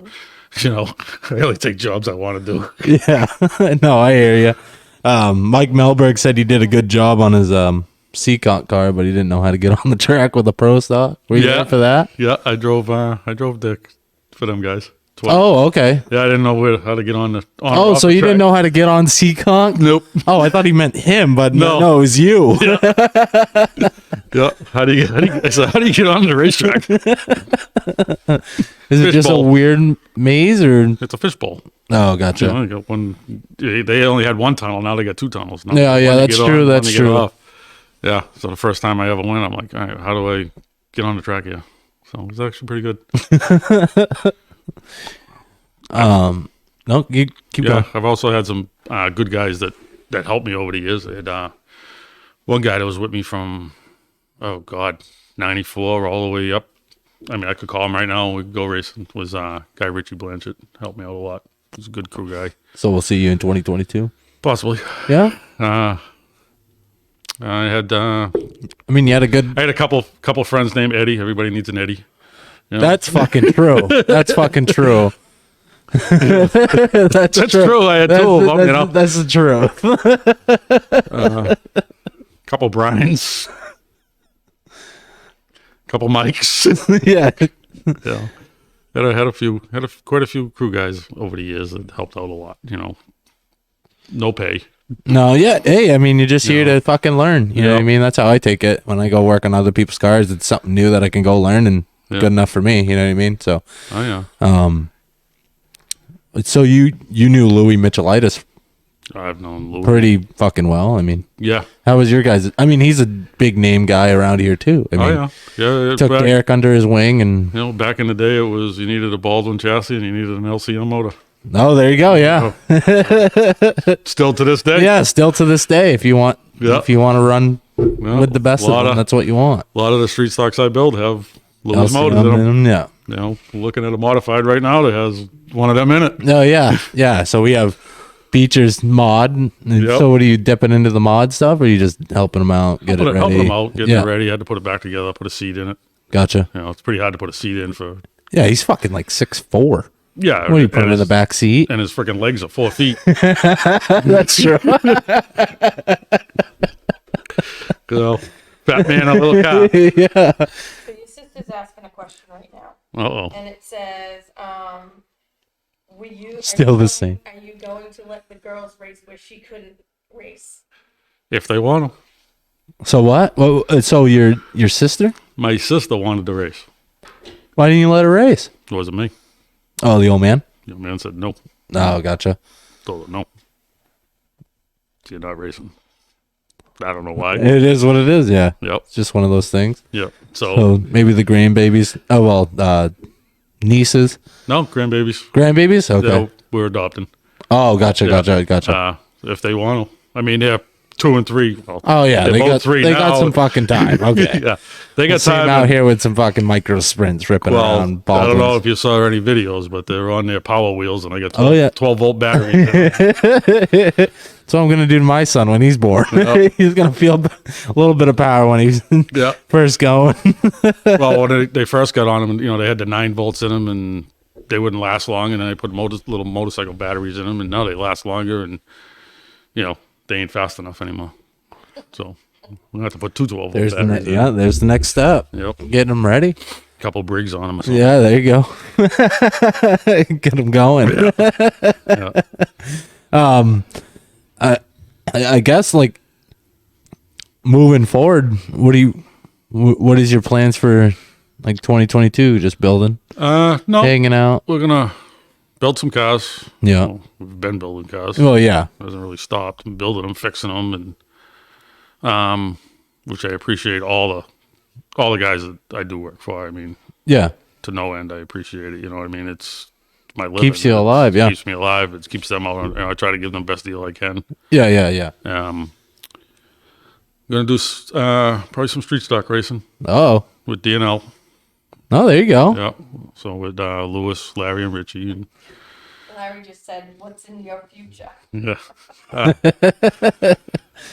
Just don't know what car we're gonna use yet. We bought they bought Ben's car last year, Ben's street stock that I redid for Ben, Oh, okay, yep. and I ran it at Star, but his son, Lewis's son Daniel's gonna run it at Hudson. Oh, what's his last name? Fortin. Oh, okay, yeah. Yep. So he's gonna run it at Hudson full time, and then I think we're either gonna take one of the existing cars or we're gonna build a brand new car and make it for something for me. Where you going? Probably the Renfrew shows and the Fast 40s. Oh, so you're gonna be at Star? Yeah, I don't want to do the Nestor stuff because I really don't want to race against any of the guys I build cars for. Oh yeah, I mean, it's a fucking it's conflict of interest there. I mean, the Fast 40s at Star, like Anthony Bill Fury's car, Shane Jenneran's car at Star, Rob McRae's. I mean, those guys will be there, Yeah. but they're not going to get mad at anything. Yeah. No, I get that. A lot of them won't get mad that I build cars for. I just don't want that conflict. Well, yeah, it's a conflict of interest there. Yeah. I mean, then if you start going out and winning, they're like, well, what did you do to your car? I get it. Yeah, no, I totally understand. It's a tough thing. So we'll see you at Star. Yeah, hopefully. Yep, for the Fast 40. So was it four of them or something? Yeah, then you're gonna go do the tour stuff. Yeah. You can see you up at Speedway 51 and all that. Yeah. Oh, fucking awesome! I mean, that's great. Hopefully, I'd like to be ready for Loudon, but I don't think that's going to happen. No, yeah. Yeah. Oh, yeah. Unless I run Daniel's car. Which that could happen. Yeah, Larry, if you. But that's cool. So, like I said, like you ran New Hampshire Motor Speedway. How was that? That must have been different, huh? Different, but it sucks. It sucks because it's flat, or Yes. Okay. Now I know what and it seamed. There's seams. Oh, there's seams. I've never And if raced you catch on the it. seams, it moves the car around. Oh, no shit. So I'm like, now I know what all the Cup guys complain about. Oh, gotcha. The car wasn't that good. We were struggling with it. We'd have it good, and then we'd have to put different tires on, and then it was off a little. And I know what I need now. Yeah. I wish we had a test day. Oh, that's true. Yeah. We went up there blind. The first ever one. Plus, yeah. We plus had I that. brought the wrong car. Huh? You know how Michael Waltrip was at the wrong track? Oh, yeah. I brought the wrong car. I brought a cement block. Oh. Now I got what you mean. Yeah. Okay. Should have brought the Ola. Yeah. Oh, that's true. But that was broke, so we couldn't take that. But yeah, no, I get your point. I mean, yeah, it is flat. I've never raced the place, so you have, so it's pretty good insight to get out of you. Yeah, but I wasn't any good. No, I had fun though. I mean, that's a lot of speed you're carrying. Yeah. The speed was pretty good. It was funny because, like, going down the straightaway, little Jimmy passed me in 3 and 4, get up underneath me, and I kind of let him get in front of me, and then we come down the front stretch. So I wonder how the draft works, Yeah. About 3/4 way down the straightaway. If I didn't take a left to pull by him, I would have drove right through. That's how Holy shit. quick I sucked up to him, And then the same thing with him down the backstretch. He sucked up to me so fast, But it's different. Yeah, no, that's crazy. I mean, that's probably the first time you ever had to deal with drafting, right? Yeah, because Thompson, Thompson's not really. You don't really feel a draft down there. Yeah. Unless it goes up your leg. That are pulling your fucking helmet off your head. So that too. Yeah. I mean, you got 2022 coming up. You got a couple things going on for yourself. You got any goals for yourself? Go win. Just win. Just win. No goals. Just win. Just win. Just run up front and win. That's it. Like all my cars to do. Yeah. No, I get that. I mean, have you ever had like any like funny things happen to you at the track? Anything like one-off things? Like Keith Slicka got wrecked by a midget in an enduro race one time, and it's just like every racetrack had their characters over the years and stuff like that. Anybody you had to deal with? Or like any just like what the fuck is going on moments that you like, you know what I mean? Oh, yeah. I did 2 chariot races my whole okay. racing career, and both of them, the tow driver was my cousin Ronnie Baldwin. Oh, okay. The first one was in 1988. We ran it, and I had a rookie car, which was a Cutlass. And we had a Ford Fairmont that we towed. No motor, no tranny, no glass. We gutted the car. Yeah. It weighed nothing. He was my brakes. We made sure it had good brake pads in it. Oh, okay. I never touched the brakes, so that chain never got loose. Well, we were passing Mo Tweedy for the lead. Dog. I was like, what's throwing rocks at you shit? And he hooked us, and the chain broke. So we had to fix the chain, go to the back, come back up. We ended up winning that. So then, what year was that? Had to be... Chariot races were big back in the 90s. I want to say... No, in the 2000s. It was in the in the 2000s. Like in the early ones. Yeah, so it was like a... We had an Enduro car, Big Monte Carlo. It was like 2003. Dog's trying to get in. That was the dog. So about 2003, we were at the track. We had an Enduro car, Big Monte Carlo, that my buddy Jay owned, and I had some stuff into it and everything. And we had it there, and my cousin Mike, Ronnie's nephew, had a Honda Prelude or something. Yeah. So I said, "You guys want to do a chariot race?" Ronnie goes, "Hell yeah!" So I said, "All right." So we hooked on. We started last, won it, almost lapped the second place guys. So then we're messing around after the check-in down the backstretch. Like, I'm whipping Ronnie around, and all of a sudden, I don't feel anything. I feel like deadness. And I look back, and I'm dragging a bumper. Oh, geez. So I drive around, and I'm looking for Ronnie. I'm like, who the hell's Ronnie? And he comes up over the top of the bank. And out the top of 33. Well, there's my funny moment. Did he ever let you do chariot races after that? Oh, we never did another one. Yeah. I think he did one after that with Timmy Lord, and they won that one too. So there's an X in the middle of the Hudson. Yep. Was there ever figure eight races there? Figure eights there all the time. Was there? They used to, back when... I mean, I'm fucking too young to even... I don't think I was even around when they were doing them, so... Back in the early 80s, yeah. My father had a guy driving for us, Emo Beaudry. Yeah. He drove for my dad. And the first year we had like a Cutlass and another Pontiac Le Mans, like 70, 71. So they run the rookies. And at the end of the night, if they had enough time, they'd run a figure eight with the same cars. No shit. Yeah. So it was just like an entertainment thing? Yeah. Oh, okay. But I just didn't know. Yeah. Paid $100. The rookies paid 40. Oh, okay. Gotcha. Yeah. So we'd run those with him. And then, they ran a few of them here and there. I ran one. How was that? You shit yourself coming through the middle? Oh, fuck no. Wide open. Wide open, man. You just hope for the best. That's all you can do. Just hold it wide open and pray the other guy lifts. I finished second. I got beat by a guy that runs Riverhead figure eights. Oh, no shit. So I got beat by a real figure eight car. Oh, gotcha. No big deal. Yeah. Had a lot of fun. Got soaked. They hit the puddle in the infield. Oh, yeah. Those things turn into a fucking lake. Yeah. I've hit that too. So I did one figure eight. Yeah. I did few enduros. Almost killed myself in enduro. Hit a park car. Ooh. Never saw it. Wide open.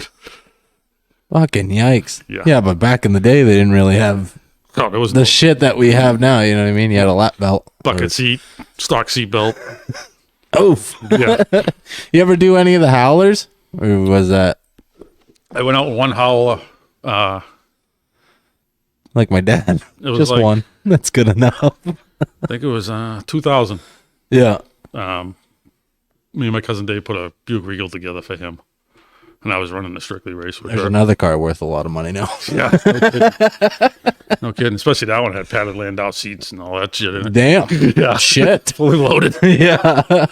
So he come in with a hose that blew off. So we fixed the hose and everything. He goes, take it out. So I said, all right, I'll take it out. So we take it out. I said, I'm going to mess with one of them C1 cars. One of them C cars, Oh, shit. Yeah. Yeah, I ran him into a parked car. He backed up and started coming after me. It's like, I better hide. So I stop they have a red flag. I stop on the front stretch. The car dies. Well, I just let it roll to the infield. I get out, walk through the grandstands, walk back down the pits. It's dead in the infield. So I'm standing in the pits, shooting shit and stuff. And fire, car starts on fire. I saw some poor bastard's car was on fire. It was us.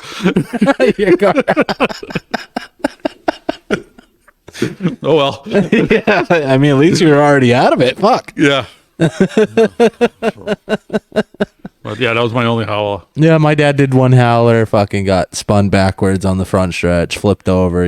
The fucking seat broke off the mount, so he's rolling around in the back seat. He's like, yeah, I did one, and that was good enough. Yeah. Yeah, one and done. I mean, it's just one of those. It's a prestigious race, but it's still kind of like fucking gotta have some balls to go out there. Kind of like my midget career. Yeah, yeah, good. Yeah, good enough. Oh man, so how many championships have you won? 5? 5. So that was your first one was in 92. Yep. 06. 06 was your last one? No, 06 was my second one. 06. Okay, so 92. 06. 06. 16. Yeah, 16 and then 17 at Star and Hudson. Oh, okay. Wow. Holy shit. Yeah, the outlaw deal. Yeah, yeah. So, and over 20 of them with people I helped over the years. Over 20. Got to be close to 1,000 wins. Oh yeah, yeah. Oh yeah, yeah. I know for sure. Or more. Just out of this little shop. Yeah, out of this little shop, and that's like why I do the fucking the shop tour shit, because you wouldn't think that, like, when I came, I fucking passed right by your house. I was like, okay, fucking missed it. I was like, oh yeah. But you wouldn't think that fucking years and years and years of accomplishments, championships, wins. Yeah, we moved in here moved into this shop in '89. Oh, okay. Yeah, so what was before this? Before this, we had 2 shops. My father had, when he opened up legally. Yeah, yeah. We were down off of School Street here in Lowell. Oh, okay. And we had 3 bays we rented. 2 bays to do repair work, 1 bay to do race car. 2, or if we had a big truck to work on, like do a clutch or something, we'd move the race cars over, pull the truck in, because we used to work on a lot of tree trucks and oh no shit, sewer trucks, cucka suckers. Cucka sucker. I don't miss those. But yeah, no, that's why I do I'll tell anyone, like, if you come down the street, you'll pass right by this place, because you have to look for the LLs on the back of the truck. I'm like, I think that's it. I don't know. Yeah, I can't have a sign. They won't let me have a sign. The dog again. We'd let him in, but he'll knock everything. But over. so that's why I do the shop tour, because it's like it's a nice little, we'll say 2 bay. 3 bay. Yep. And but it's only 36 square. Yeah, but you fucking shit everywhere. Yeah, but you put out some fucking fast cars, some winning cars, and some fucking cars to fear when you showed up with. You know what I mean? So. Oh yeah, like that thing with the 2 monkeys. Yeah. Exactly. What'd you do today? I just showed up. They're all fucking mad. Yep. It is what it is. So, I mean, over all the years that you've been doing this, what's your biggest takeaway from it all? I mean, you just love to race, or just love to race? It's all I ever wanted to do. Yeah. When I was a little kid, racetracks in the backyard. You know what I mean? Oh yeah. Dirt with Hot Wheels, and the hill right up the street up here. We used to wooden go-karts. Holy fuck! What? Yeah. Wooden go-karts? Yeah, you build they call them gigs or whatever. Yeah. Steer it with your feet. Oh, okay, yeah. Shopping cart wheels. Oh, okay, gotcha. Soak mine in transmission fluid. You fucking started juicing from a young age. Oh yeah. We had a neighbor one time. We had all the kids were up there, and he says, "Oh, I'm gonna watch over you guys. We're gonna have a 25 race down the hill. See who can win the most." I won 24. Competitive right out the gate. Yeah. So did you ever do any other sports, or were you just right into racing? Right into racing. Gotcha. Freshman in high school. Freshman in high school, first time I ever raced. No shit. Yeah. 15 years old, man. Yeah. And they didn't have kids class back then. Yeah. I was going out racing against Gigi Gravel. Oh yeah. Daca, Brett Rollins, Jeff Crowley. Yeah, you didn't have it. Yeah, you were fed to the fucking wolves. Yeah. That's what I would put. I mean, you had to learn quick and get fast quick. You know what I mean? I race against a lot of different guys. Mike Whedon, Phil Burrell, a couple of good, I consider them good friends. Yeah. Jeff Crowley, Bobby Gahan.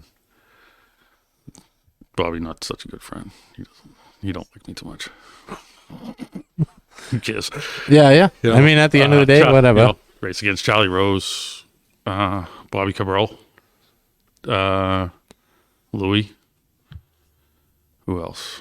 There's so many. There's a bunch of them. Just like trying to name off the list of people I built cars for and helped. I'd have to sit down and take me probably 3 days to figure that out. Yeah, no, I get it. But yeah, no, I just wanted to see like what your biggest takeaway from all of this was just one of those drugs. Well, it's not a drug. Well, it is a drug, but it's not. Friendships. Yeah. A lot of friendships. Basically like family. Some people are like family. Some people are good friends. Yeah. It's a pretty good racket. It's almost like people that play ball. Yeah, no. I mean, fucking half of my fucking friends now are all from racing. Everything's from racing. I mean, I known Matt Robinson and Ronnie and all those guys for all my life, and I didn't even know it until I got older. And I was like, son of a bitch. I was like, I remember fucking being 6 years old eating shit out here. You know what I mean? I battled with them when I first started with Robbie and Ronnie. Oh yeah, Robbie and Ronnie. Yeah. Oh yeah, battled with those guys a little bit. Yeah. It was fun. Fought with them a little bit. Yeah, I don't doubt it. They were probably a scrappy crew too. Now it's a good friendship. Yeah. No, for sure. Yeah, no. Okay, so we'll go into that. Fucking Robbie called you a fucking redheaded asshole one time because he drove into him or something. Yeah, well, she drove into me, but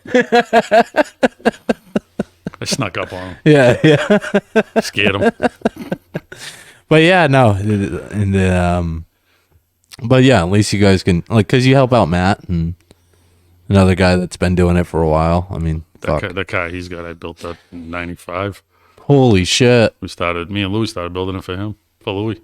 And then we ended up selling it to Wacko the Clown. Oh, fuck. Who was that? Shit. Ken Roberts. Yeah, that's who it was. Yeah.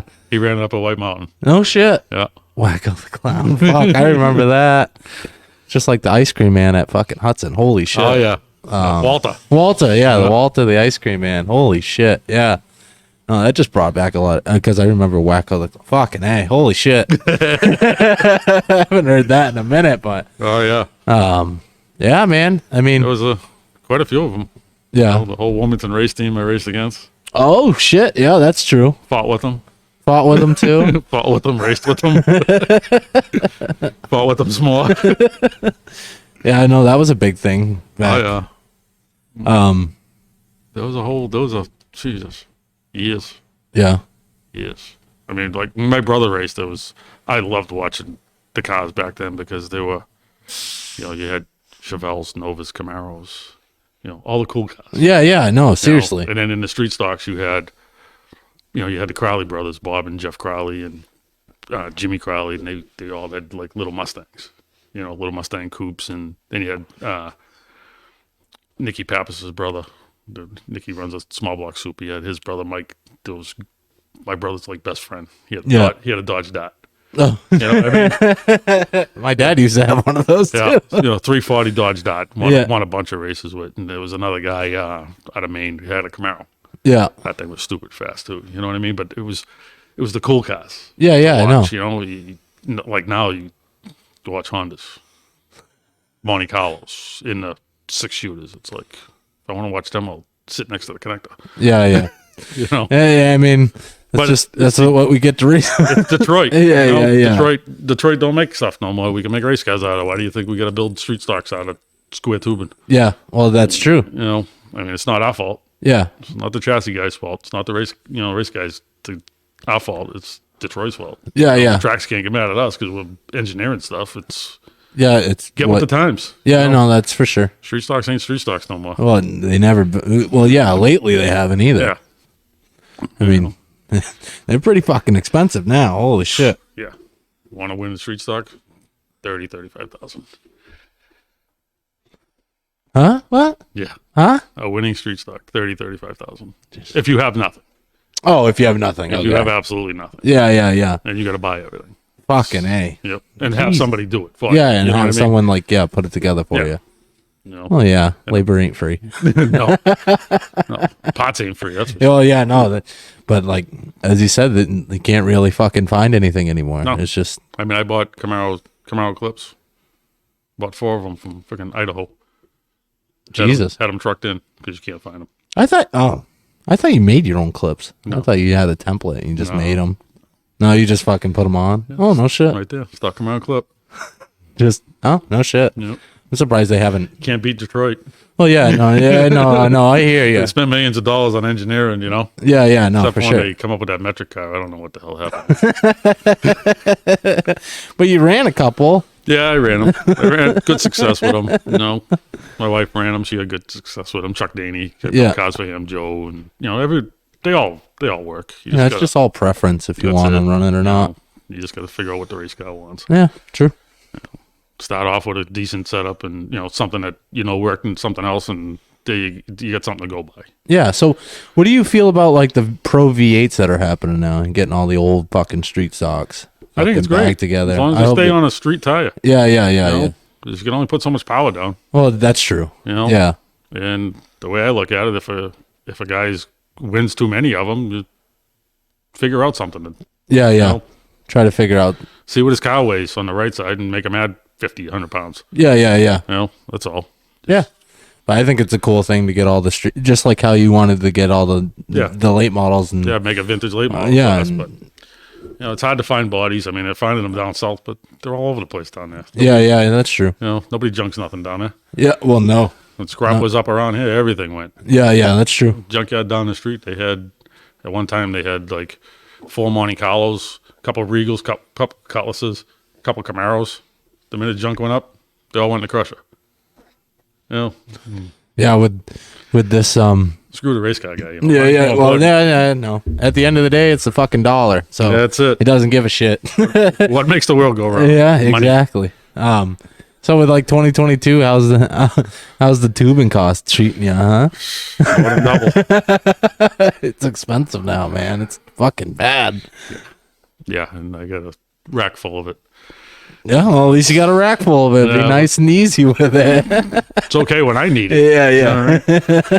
You know, I get people calling me up wanting to buy it, and I'm like, oh, how much you want? You know, well, I kind of want a length. Okay, I'll sell you a length. You know, Yeah. You want 4? Go see Jimmy. Keeping what I got.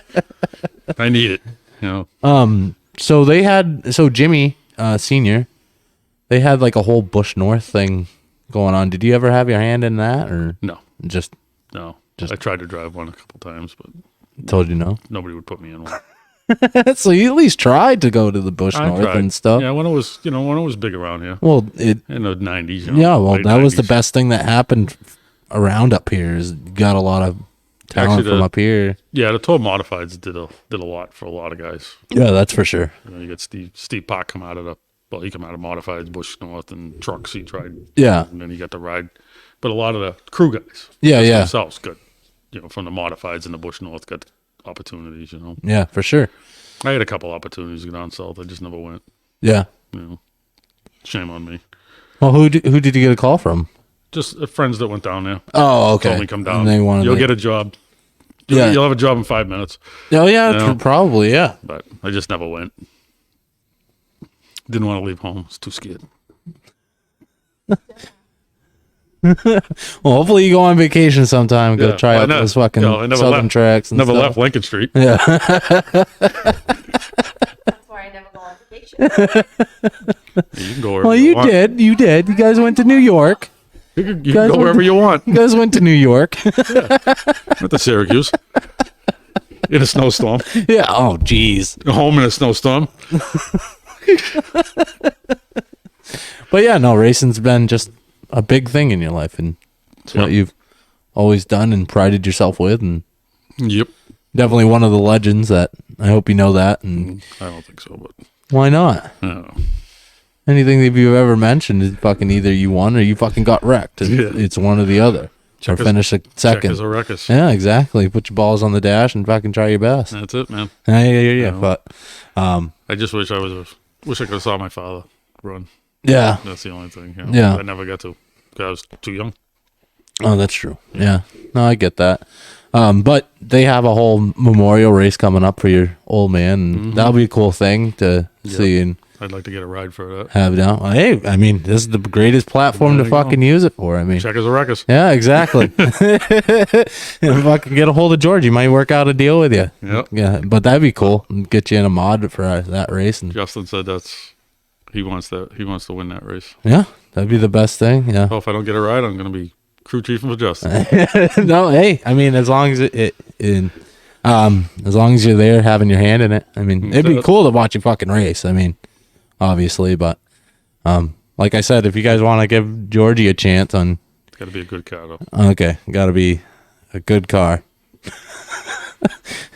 You're here to fucking win, not hang out. That's right. Like Bobby Santos says. Yeah.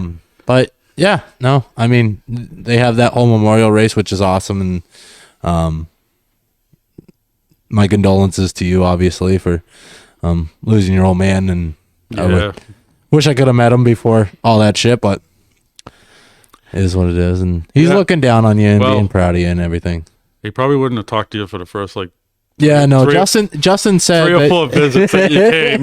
He'd feel you out. Justin said he wouldn't even fucking talk to me. I'm like, all right, that's fine. The more you come around, and Yeah. he'd start talking to you. Yeah. You know, Just one of those things. But feel you out. See what you're about. yeah, no, I hear that. That's how he always was. You know. So I'd bring new guys would come down for cars and stuff, and he just How you doing? no, it was just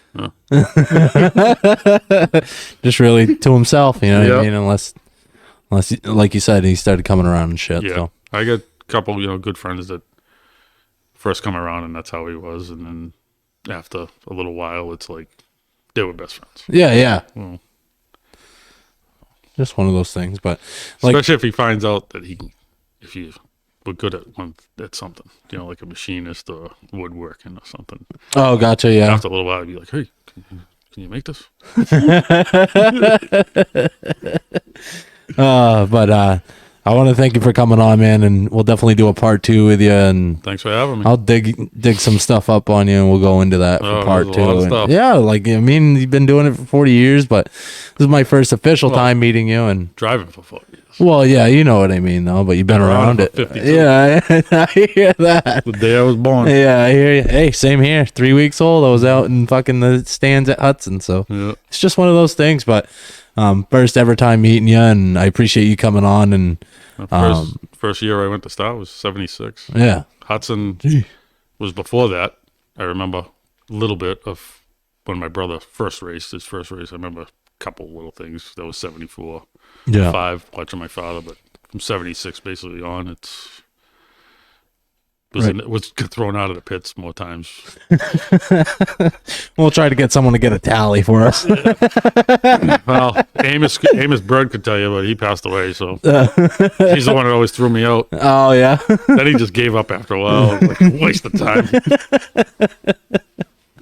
I think that's what Bob Senior did with my old man. So Yeah. I get that and Shane Dillon. But like I said, the first time meeting you, we'll have a part 2. We'll go into it a little bit deeper, and obviously you're a legend around the Northeast, and whether you want to believe it or not, you help out a lot of people. I mean, you got a lot of people their first starts and their success. You know what I mean? And you didn't just start fucking hitting the nail on the head No. out of luck. You know what I mean? So. Definitely came from hard work. Oh yeah, I know for sure. No money. Yeah, yeah, I know. Definitely You want it, you work built, for it. not bought. Yep. That's what it is. So, like I said, man, I can't thank you enough for coming on, and Thanks for having we'll me. definitely have a fucking part 2, and we'll go into the more of the stuff. And if you got any friends that Hey. still like you can bring them too. Yeah. No, I'm just fucking with you. That's pretty far between. I think it's too cold for them to come out today. I hear you, but But can't- I know Justin's up north riding his snowmobile. Oh, yeah, having yeah. fun, freezing his ass off. I don't. He's the only guy that I know that can enjoy that stuff. But Firecrackers probably sitting at home where it's warm. Yeah. don't blame him. No. I hear you, man. But I got to list off sponsors and stuff. I've had it, buddy. But I appreciate you coming on, and Appreciate it. I can't thank you enough for coming on as well. Yeah. So actually, we'll go into that first, because who helped you the most, like sponsor wise, or was it just you?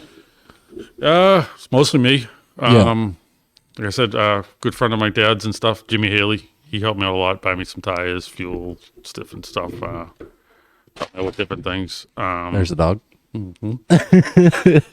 My dad, every now and then, Yeah. throw me a bone. Yeah. Hey. When I first started, I had a sponsor that sponsored my brother, Rudiment Sewer Service. Had him for a little bit, a couple $100 a year. Had another good friend of mine, Auto Snack. He used to supply all the canteen trucks. Oh, there you go. He passed away on a snowmobile accident. Oh, and everything's shut down. He was a good guy, good sponsor. Yeah. Free ice. Free ice. Oh yeah, give me the key to the gate. Go get as much ice as you want. Plus he gave me money. Yeah. Plus he gave us drinks. Sometimes he gave us some food. Like we had racing parties. He'd supply all the food. Oh, no shit. Yeah, for free. So who else was there? Queen's Pizza. Good sponsor for quite a Oh few yeah, years. that's true. Then D&L. The sponsors on the car. Can't even think of half of them. I never can. It's okay. We're just seeing who helped you out throughout your year and stuff like that. You know what I mean? Basically, I did it all out of my own pocket. Yeah. The modified was out of my pocket. Yeah. Well, yeah, you had Choppy's Garage on it. I think that's the only thing I saw on the fucking thing. So I get Queen's it. Pizza, Yeah. Might have bought, what he gave me, bought like 3 tires. Yeah. That was about it. It was, had to run up front to race the next week. Yeah, no, 100%. That's how it was my whole career. That's kind of why I drove like a dick. It is what it is. You got to fucking win to eat. So. Yep. So. Yep.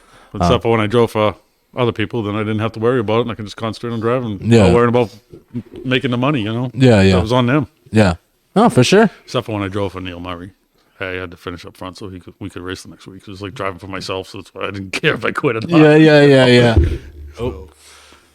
But it's just one of those things. I mean, back in the day, it was hard to race, and yeah, now it's somewhat, but yeah, you got a nice, good side gig that you have now. So yeah, I don't know if it's a side gig, but no, it's a full time fucking business now. But it started as a fucking side gig. It started off as a side. Yeah, but I mean, I built the car for Steve Landry that ran down at Thompson, late model, metric chassis late model. Never, didn't know nothing about running down there or anything. We built the car. He ran really good with it. Finished second in points with it and stuff like that. So, I mean, that was a good car. Was that recent? 96. Oh, okay. Yeah. No. Then he went and had one built somewhere else, and his father told him he should have had me build another one. See, that's what I'm saying, man. You didn't, your shit, and it's just one of those things. But like I said, I can't thank you enough for coming on, and sorry for skipping over your sponsor spot, but wasn't that many of them. Yeah, I know, I get that, but you still had a lot of people let you drive their stuff and everything like that. You were a hot shoe. You were a hot shoe back in the day, and now you're a chassis guru / hot shoe. So you're adding more stuff. To have fun. Yeah, no, I hear you. Fun and do my job. Yeah, no, I hear you. But this couldn't be possible without the sponsor of the Rough and Fenders podcast. We listed off A&A Auto Care and Jay Kenny. Jay Kenny's 978-483-1713. A&A Auto Care is 781-933-8070. If you guys need any auto work done, give them a call. The heat's right on time. That's actually air compressor. Oh, it is? Yeah. Oh, sounds the same to me. Fuck if I know. I'm deaf. Yeah. But another sponsor of the podcast is Justin Ratcliffe Roofing. From a roof needing done to a facelift, give Justin Roofing a call. Justin and his guys have you covered. Give him a call at 603-438-4805. Jerry Jerry D. I'm done trying to say your last name, Jerry. I'm sorry. I can't say it. From your yard needing to get picked up to any landscaping stuff that you need done, give Jerry a call at 401-265-0968. Good friend that you used to race against, Bobby Melvin, from Profab Fabrication, from doing the flag stand at Star this year to doing your SCCA car or doing 350 Supers. Give him a call if you need anything done. He's a hell of a guy with the stick welder and can get anything that you need done. Give him a call at 978-490-8340. He says he misses racing with you, so hopefully we can see you back out there. Well, if he ever gets his street stock done. I told him if I get mine done. Yeah, exactly. You guys both need to come together and get you guys a street stock done. Street stocks done. Well, maybe if somebody comes and does it for us, then we can go racing. Yeah, maybe. I don't know who you would trust touching your cars. How long is that list? Very sure. Okay, exactly. But yeah, no, hopefully he gets his done. Hopefully you get yours done. I know Grant 8th year is coming back into the street stock, so it's going to be a whole fucking time capsule on the street stock. So. Yeah. I know that. But if you guys need anything done, get a hold of Bobby Melvin at 978-490-8340. Andrew Harmon, one of the up-and-coming racers. He runs the Dwarf cars and many wins in the mini stocks, but he has his own side business right now that if you guys got any scrap in your yard, junk cars or anything like that, he's always got an empty trailer and tough prices to beat. I'm at Andrew's Handyman Service. Give him a call at 603-327-7155. Good friend of the podcast. Another good friend is Matt Robinson of Robinson Motorsports. Just recently got into his own shop, so now he's starting somewhat what you're doing now, and even though he calls you for some setup help, I know he's going to yell at me later for that, but anyways. Well, it's the truth. But he's just starting out his own stuff, and that's how we all started. Yeah, exactly. And hopefully, I mean, he's got all of the equipment to get you guys started out and racing, from pier stocks that George hates to a street stock. Give him a give him a call. He's definitely got you covered, from hanging bodies to doing cage fitment or seat fitment. Give him a call at 603-554-2429. One of his good friends on the bay next to him is Everett Ramsdale of E&K Automotive. From your daily driver to frickin' German tank he's working on in there. He can get anything done that you need serviced. When you